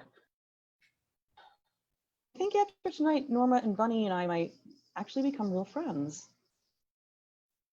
I admit I listened for quite a while to Bunny reading you the riot act. She was tougher on you than I would have been. Yeah, that was a surprise. Let me guess. You thought she'd be happy for you? Well, yeah. It's not just me you don't understand. You don't understand anyone. Oh, wait just a minute. You understand why people buy cookware and why boards of directors can be made to follow costly advice. But about people and their feelings, not a zip, zilch. I know how to make them happy. Of course you do. for an hour that you've planned for a week. I've forgotten who, but a philosopher once said that he would be a saint if he were allowed to have everything he wanted. For an hour, you give them everything they could want out of an hour. A wonderful meal and a comfortable ear to lean on. But you don't know how to make anyone happy over time, including yourself. And why do you think that is, since you know me so well? Well, because you don't allow yourself to know yourself. Because you simply deny the existence of any painful, nasty, uncomfortable thoughts or feelings. Maybe I just don't have any thoughts like that.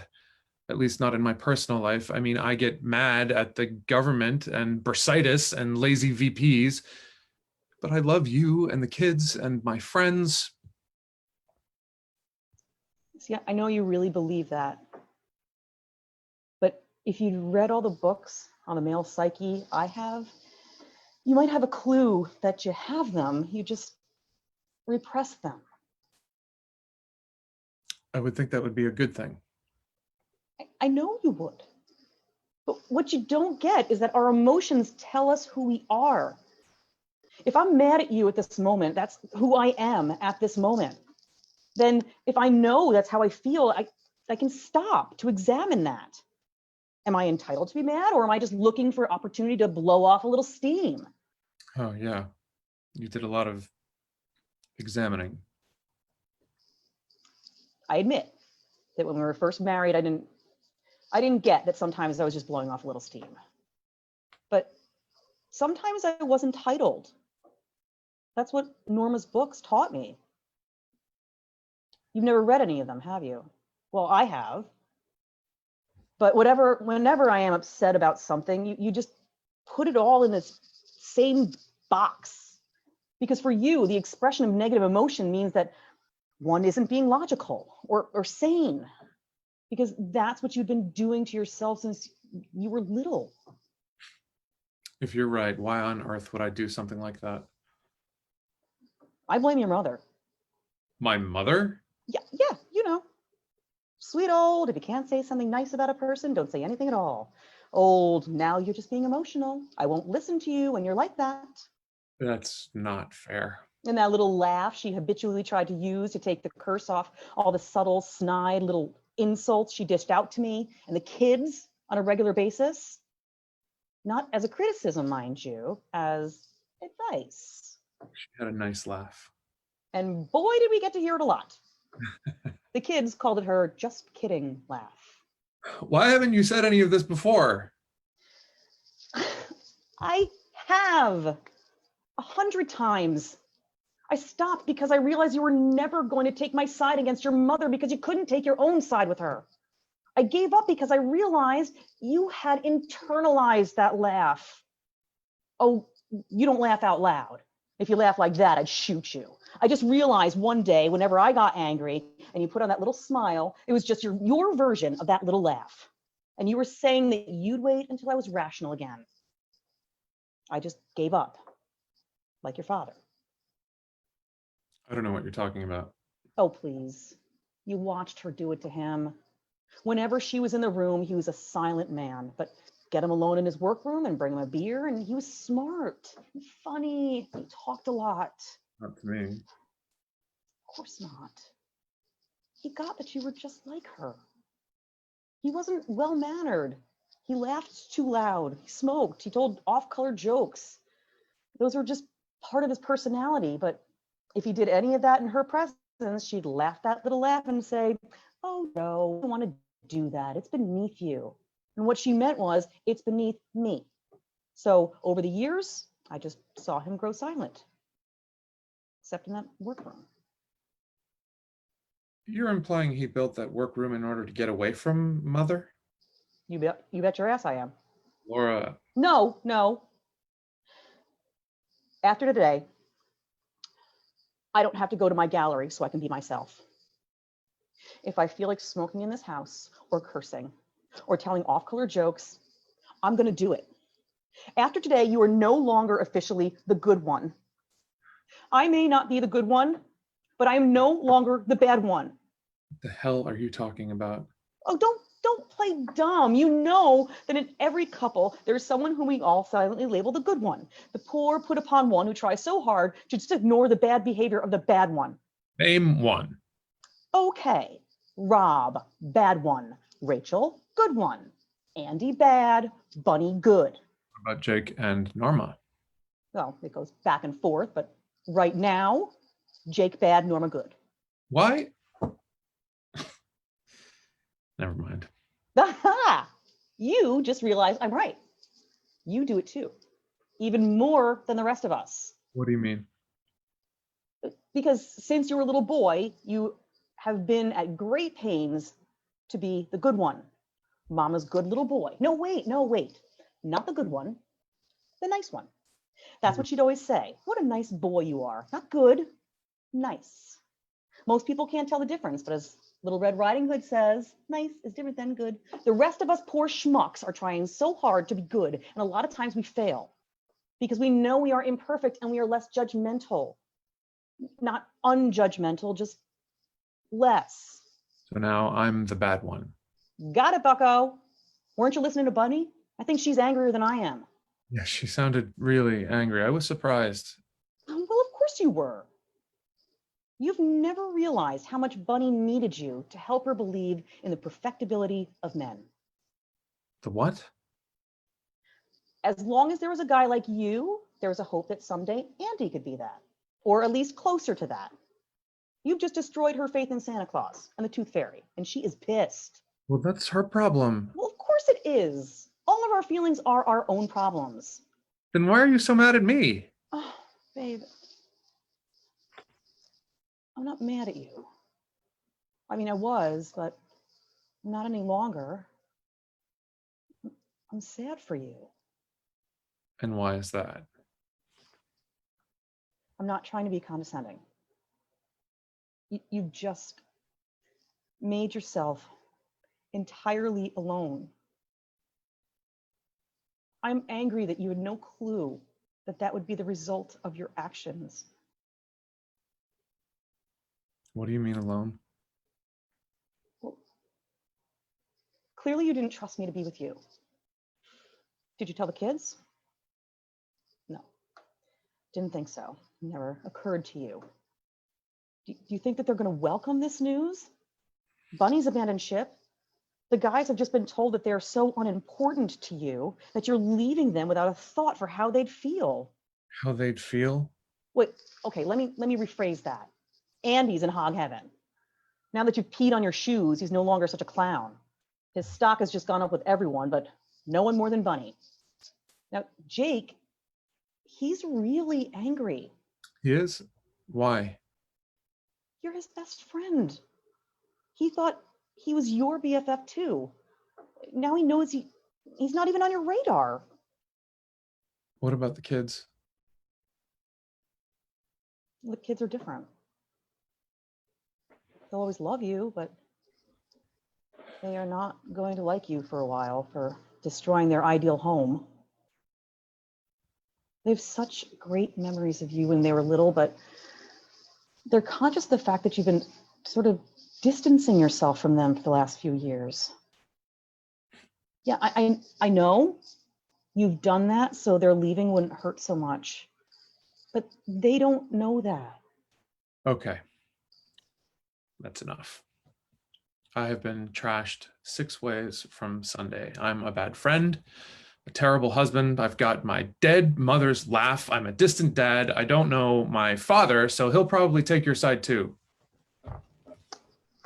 I don't know that he will, but he might. The most interesting thing in what you just said suggests that you actually believe I have a side. Well, of course I do. Well, just hold that thought.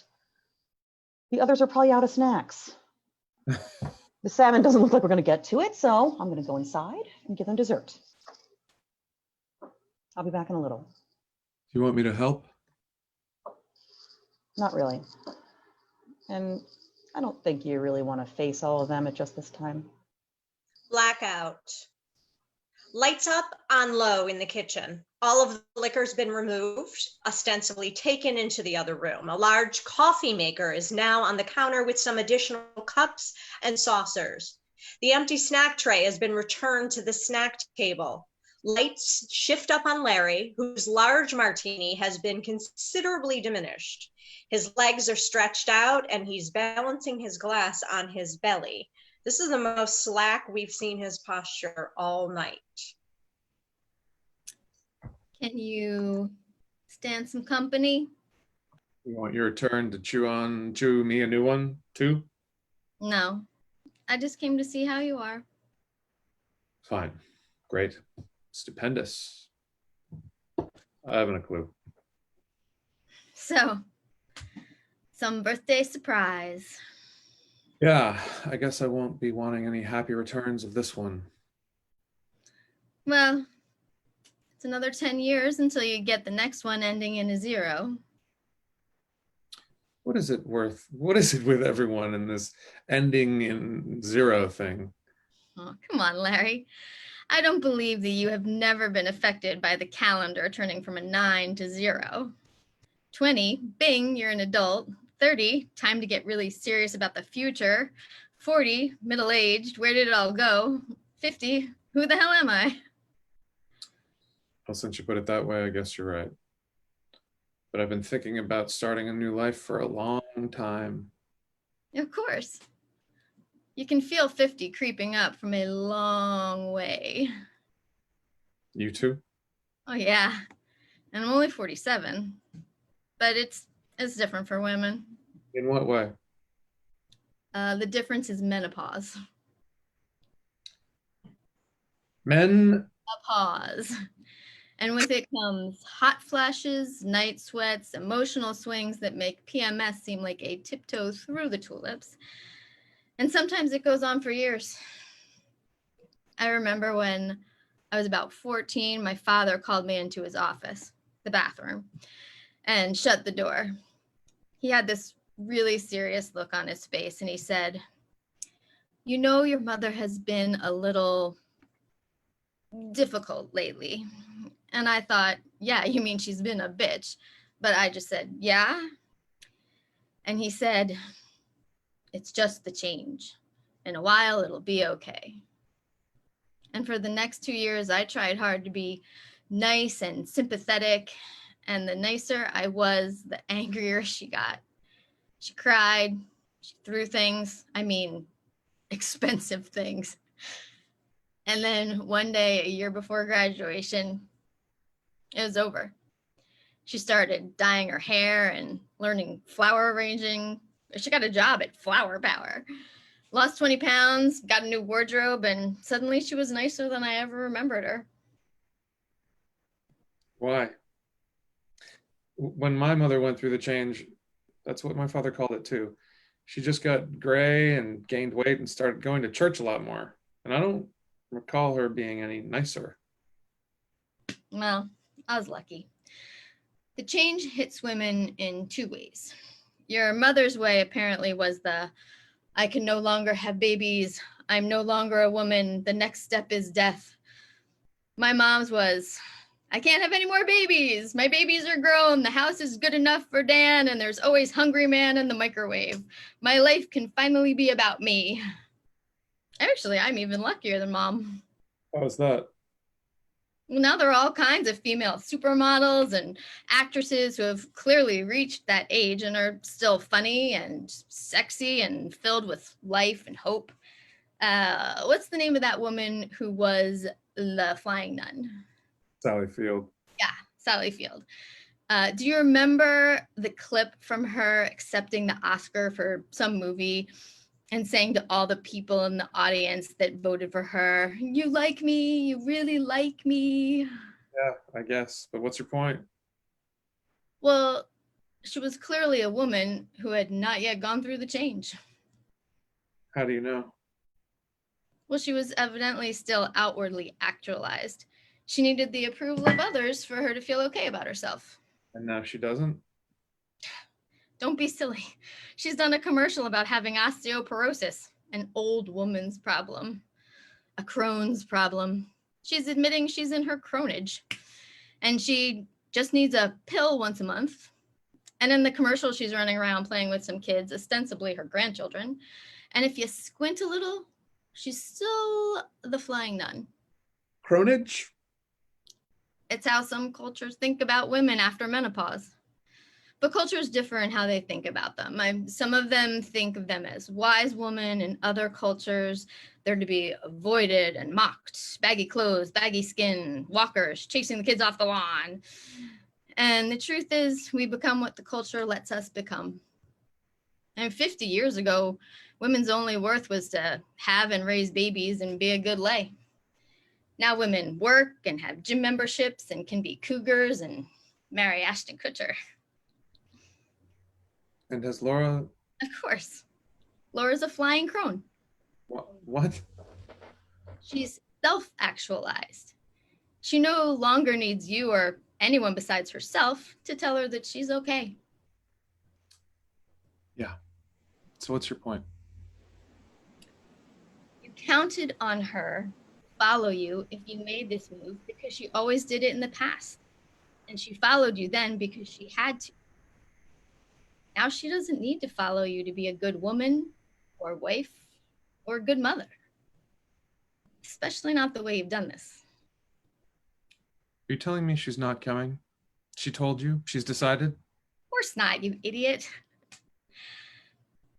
I just mean, you better know going in that she doesn't have to the way she did before. Have you heard about a book called The Black Swan?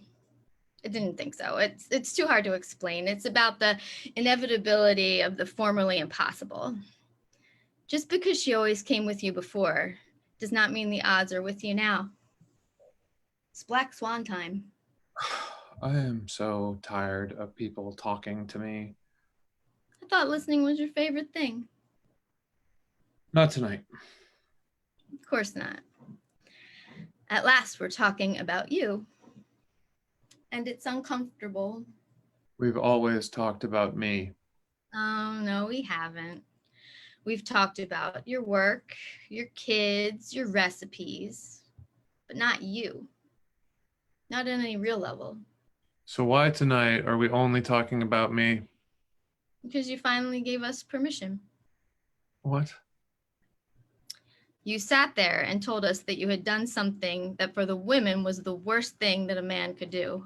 Maybe for the men too. Now, wait a minute. You're thinking about Rob.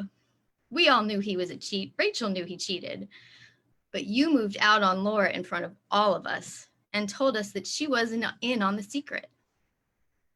I mean, that's about as cruel as it gets. So now you have lost the ability to ever stand in judgment about us ever again. No stupid thing any of us do will ever match this.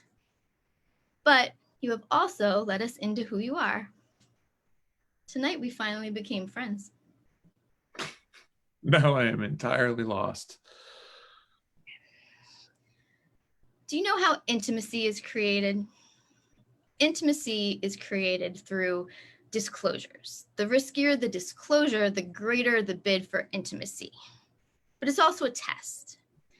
If we tell someone a secret and he fails to deal kindly and empathetically with the disclosure, we'll have to abandon the friendship. For years, you've been the guy who passed the test. But there is a better way to pass the test. To really build intimacy, you have to return risky disclosure for risky disclosure. Tonight, your disclosure topped everything we've told you since we first knew you. Tonight, no matter what the temporary emotional effects, we feel closer than we ever have before.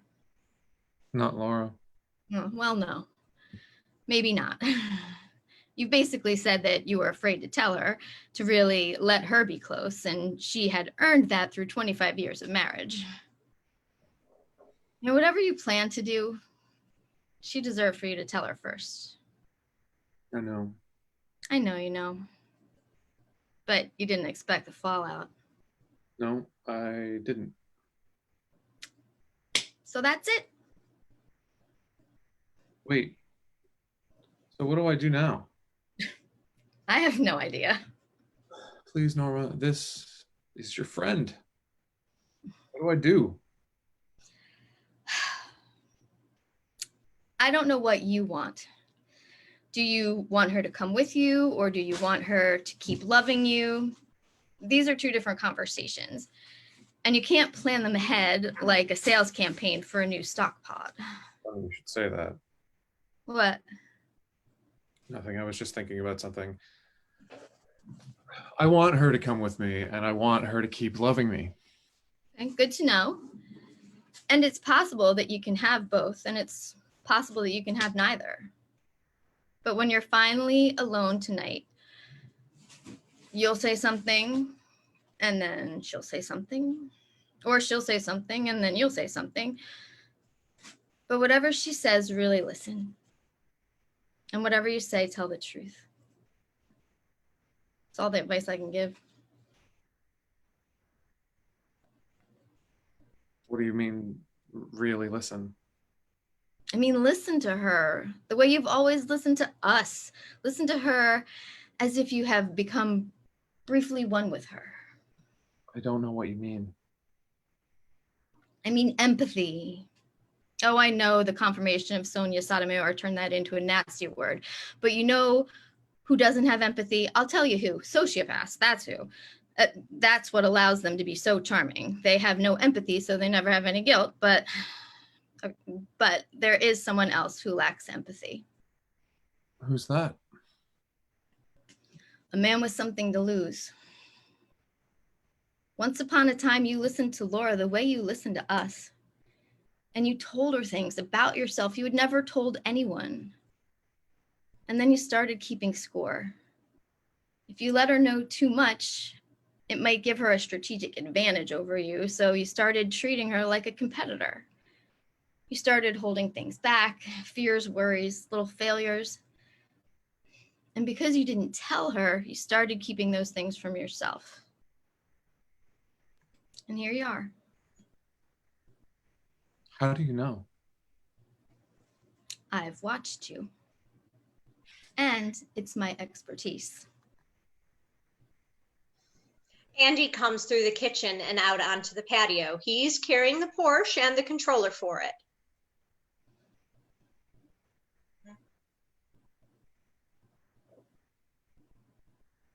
Mm-hmm. My bad.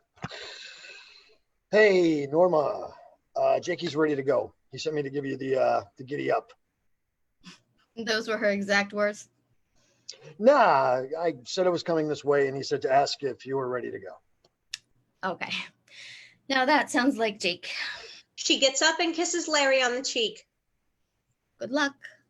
She exits through the kitchen. Andy takes her place, puts the Porsche on the patio floor, offers the controller to Larry. Ready to give her a test drive?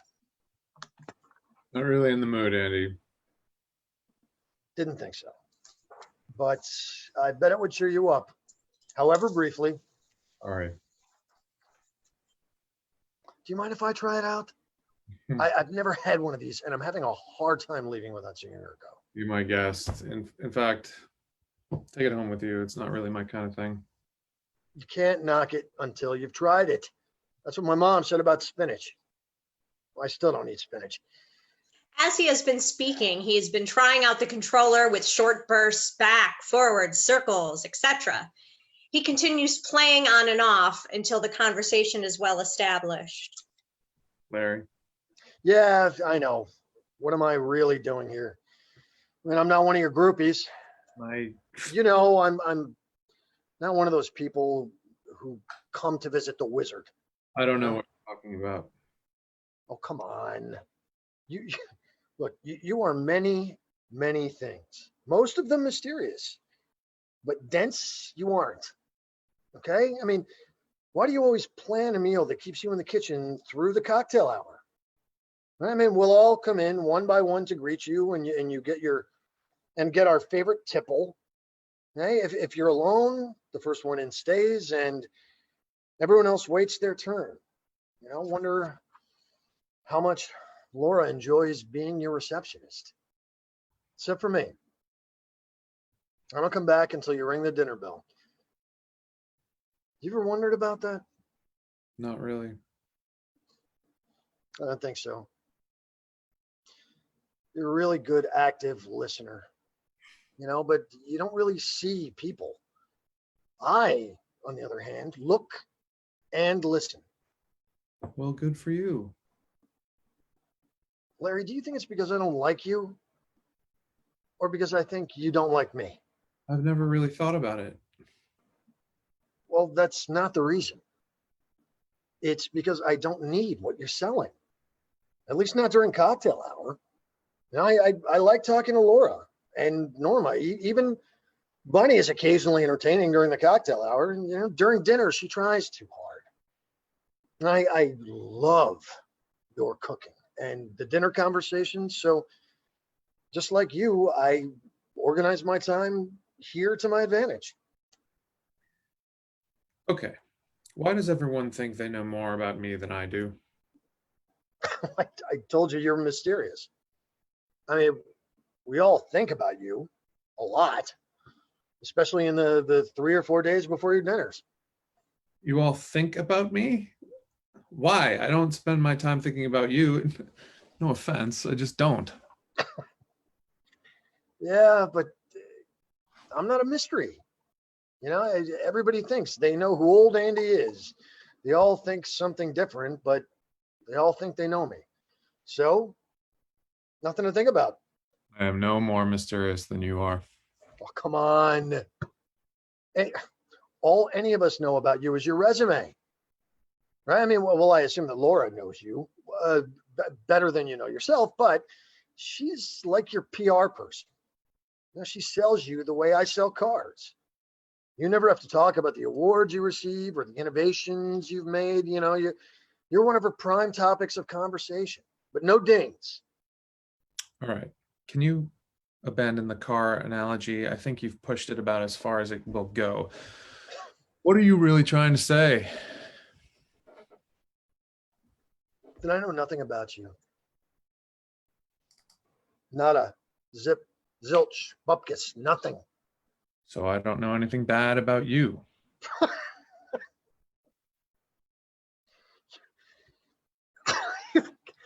You've got to be kidding me. About half of my conversation is about the many ways I've screwed up throughout my life. Those are my best stories. And I have no doubt that I figure pretty high in Bunny's conversations with you. In fact, I bet today the topic was the fact that my commissions are down and I'm buying things we can't afford. How? Because I know my wife. Because unlike you, I look and listen. Shit. If you're such a saint, why were you dumping all over her pet therapy thing at dinner? Because I think this one might stick. Bunny responds very well to reverse psychology. If I give her a hard time about this, especially in public, her stubborn gear will get engaged and she'll be bound and determined to show me how wrong I am. Do you know she's even thinking of going to the national conference? No, she didn't tell me that. She's afraid it'll cost too much. On the way home tonight, I'm going to give her the reservations, non-refundable. What about the reverse psychology? Oh, I'll tell her this is a way to get it out of her system, to find out she's in over her head. But you don't really think that. Of course not. I mean, ever since the last kid got their driver's license, Laura hasn't known what to do with herself. The Afghans lasted the longest. Ugh. After the kids and I had all the Afghans we would ever need, she'd give them to ONCO wards and fire stations, for people who had just been burnt out on winter's day. But she needed to be with the people she was helping. She needed to see the results of her efforts, the way she did with the kids. Why didn't you suggest she go back to school? I thought about it. Okay, but A, Laura has never known how smart she was. And B, she doesn't need any kind of job you need a degree for. She doesn't need money. She needs an unselfish opportunity to be needed. As soon as she saw the interview with what's her name? Podheretz, or I knew she found something that might fit. But you immediately started discouraging her. Larry, haven't you ever gone fishing? I mean, you don't set the hook until the fish have taken the bait. Jesus, what's with all the analogies? Because I find them more effective than abstract language. Just like Shakespeare. Shakespeare. See? I've finally gotten you to admit you always thought I was an ignorant schmuck. You know, I bet you think that I was a business major in school. Weren't you? Nope. Mm-mm. Double majored in literature and philosophy. I'm kidding. Nope. And I just missed Summa by 1/3 of a percentage point. And you have failed to disclose this because... No one likes the guy who brags about his SATs. I don't talk about the extreme use of metaphor in Shakespeare's plays as a strategy to reach simultaneously both the queen and the whores in the balcony. I just use the strategy myself. Helps me hit a shitload of cars. Because you look and listen. You got it. And what do you see when you see me? Until tonight, I didn't have a clue. But now you do? Of course. I mean, didn't you study existentialism in college? If you don't remember the Sparks Notes version, it can be boiled down to, you are what you do. Now, I've never known anything you did that wasn't admirable until tonight, right? And what's even funnier is that you knew us so little after all those heart-to-hearts that you thought we'd all congratulate you. Well, not exactly congratulate, but... Well, I do. I congratulate you. I mean, you may or may not have found your second life. You know, just like Bunny. Or you may have screwed the pooch. Only time will tell. But I finally recognize you as a man like myself. Like you. Yeah. Someone who is shit scared that they've passed the meridian, you know, but that it's all over. But the shouting, I mean, I didn't think either of us is longing to find that little place in Boca where we can kick back and play shuffleboard and drink Mai Tais. And I envy you because you've found a new thing. Now I've been too scared to even look. That's why I buy a lot of toys. You know, something to do to distract me from my existential panic. So you've been hiding too. You've been hiding how smart you are. No, Larry. You just haven't noticed because I salt my analogies and insights with bad jokes and crude puns. But I bet everyone in the club thinks that I'm interesting. Club? What's with this club? Well, it didn't really have a name until tonight, but you know, I was thinking in the last few days that we were the first 50 club, right? I mean, we're all under 50, but closing in on it at a pretty good rate. Actually, you aren't the first one to cross the line. Bunny beat you by a year. No, Bunny? What? She's 48. Nope. 51. I took her out for lobster to celebrate. I'll give her a present tonight. But why would she? Well, because she's always been a little ashamed of being older than me, so she lies. I met her when I was in school. She dropped out a few years before and was working as a waitress in a college bar. Me, I was grateful. You know, I don't think she ever would have married me if she hadn't been pregnant. I knew I needed someone smart and kind and funny who would love me better than anyone in the world ever would.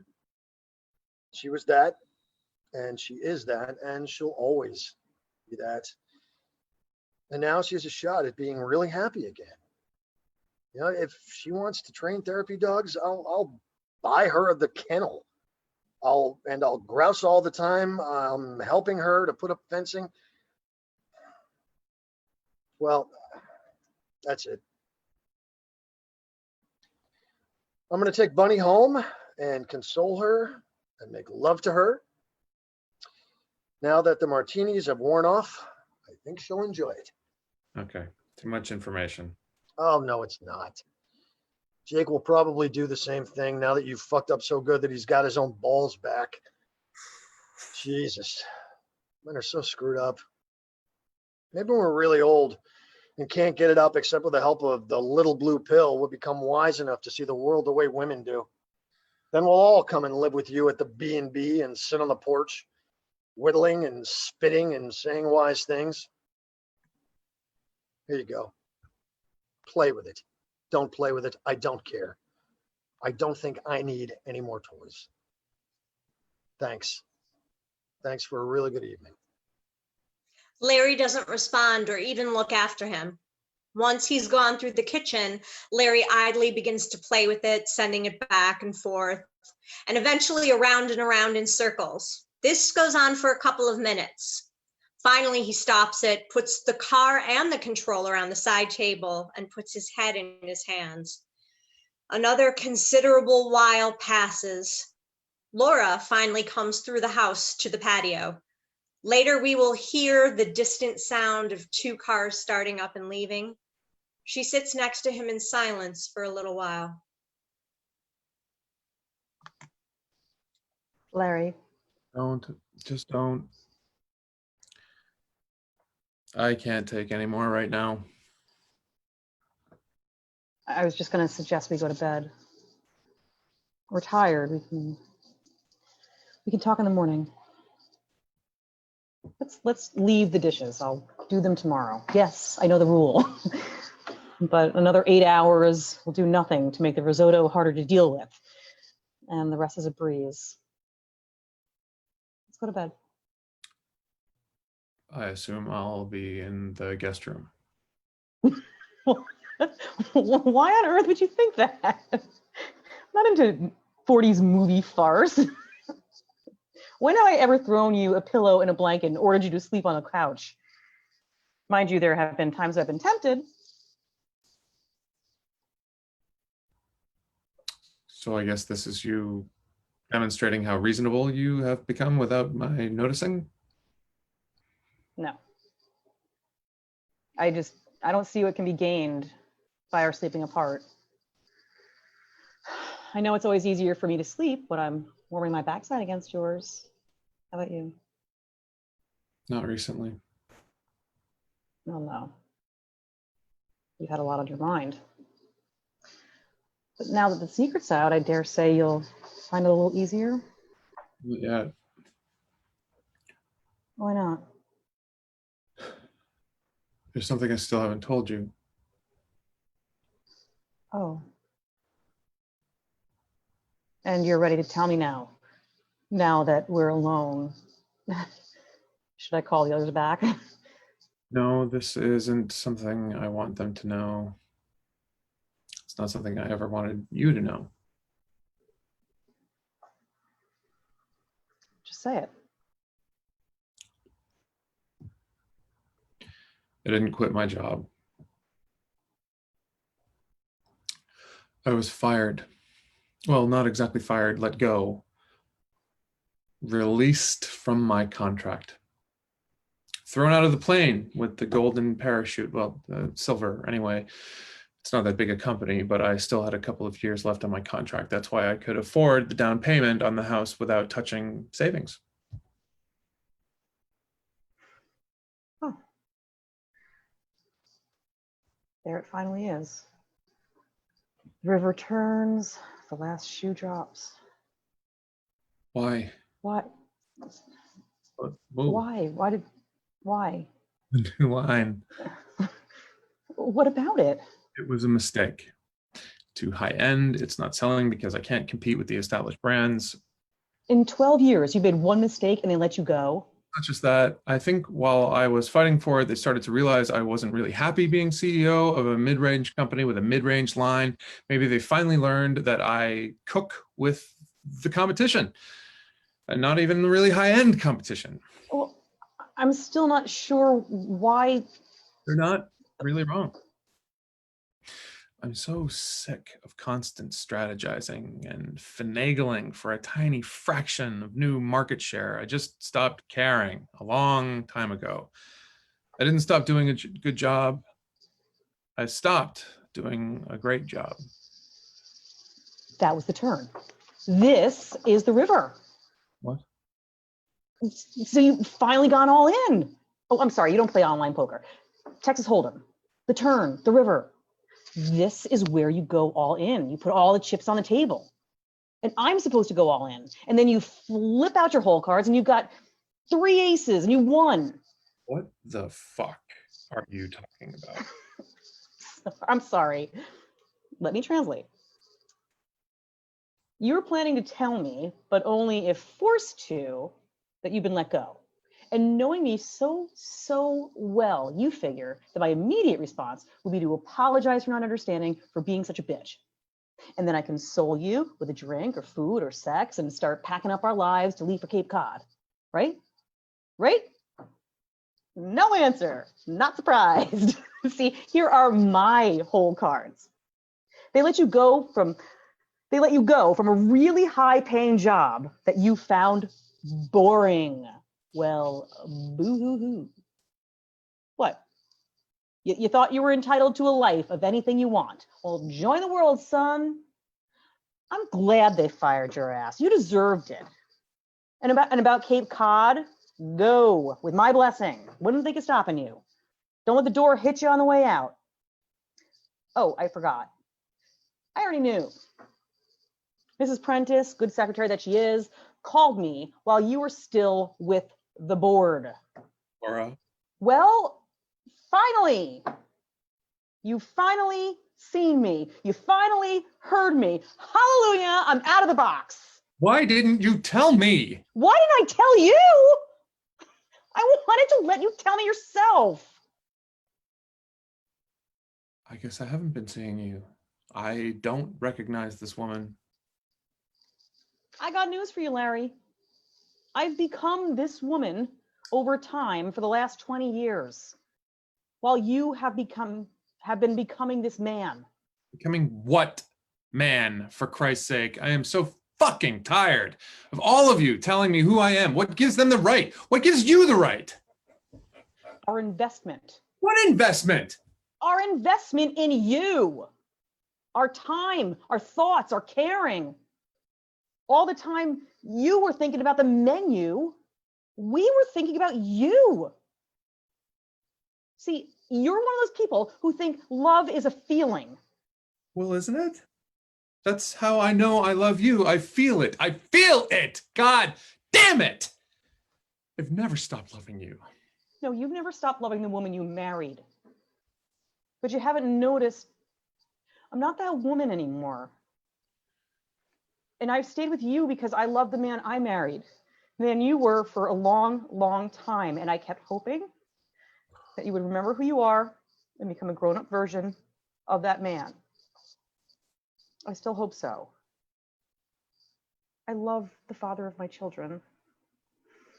I love the man I married. And I will always love you because you were that man. But frankly, am I in love with the man you've become?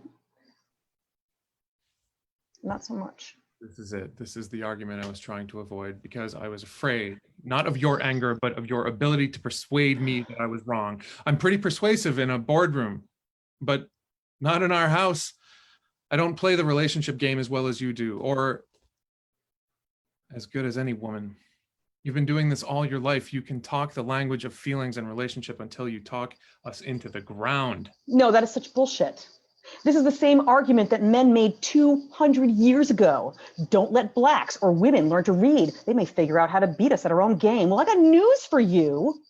You were only successful in the boardroom as long as you were right. And you know you're only going to win with us when you're right. But you want to cheat. You want to use our empathy, our love for you to get what you want, even when you aren't right. Okay, maybe that's fair, but don't you get that I'm trying to save my life here? I don't doubt it. I've spent the last 15 years trying to save my own life. I've been creating a house I can love as long as I can afford a cleaning service. I've created relationships with coworkers and friends that support me on a daily basis. I've been building relationships with our children that can survive into their adulthood. And I've been building my own second life with the gallery. And after all these years of building relationships with artists whose work I love, that gallery is finally making a living sufficient for me. I've got an IRA, healthcare, and a living wage. I've got my second life. And now you want me to leave it and help me build yours. Helped you do all those things. No, Larry, you let me do those things. And now I'm going to let you do the same. I'm not divorcing you. Why should I? I don't want another husband. I won't depend on you for financial support. To all our friends and family, I will support your choice, just as you did with me. I just won't go with you. But what kind of marriage is that? What kind of marriage have we had for the last 10 years? Occasional obligatory sex, occasional date nights out when we both struggle to find something interesting to say. I have a real feeling that after a year apart, we might find something to say to each other. A year? Don't worry, I'll visit. Maybe a weekend a month. And while I'm there, I'll give you all the help that I can. I'm sure that after you get the wiring up to code and the floor fixed and at least one bedroom livable, I'll be able to give you advice on paint and decor, furnishing, etc. But how am I going to start? Yeah, I guess. Same way I did every single time we moved. You'll drive around and you'll find where the nearest good grocery is and good drugstore, hardware, Home Depot. You'll see whether you can live in the house to start, and if you can't, you'll stay in a hotel till you find a bedroom close by in someone's house. And when you visit all those places, you'll talk to the manager, to the butcher, the checkout girl, your landlady, and you'll tell them what you're doing, and they'll tell you where to find a good plumber, an electrician, and carpenter. And you'll get a radio with a DVD player and a notebook, and you'll start making lists of what you need to start doing, the most necessary thing. And you'll make calls and get supplies and start. That sounds very lonely. There it is. Life is. We're all alone inside that place inside our heads. But we reach out, we make connections. We start to love the loneliness and to appreciate the people who reciprocate when we reach out. And you'll visit? And maybe the children will visit. And maybe while they're there, they'll help you with what you're doing, the way they help me make one home after another. And maybe your father will visit. I don't think you know what a good carpenter he's become. And maybe if you stock some beer in the fridge and don't correct him when he uses bad language, maybe you'll both figure out how to talk to each other. And maybe if you're able to do all that, the wonderful thing will happen. The wonderful thing? Oh, it's in a doll's house. Nora says the wonderful thing would happen if she and Torvald both changed enough that they could fall in love with the people they became without each other. So that's the wonderful thing? Uh-huh.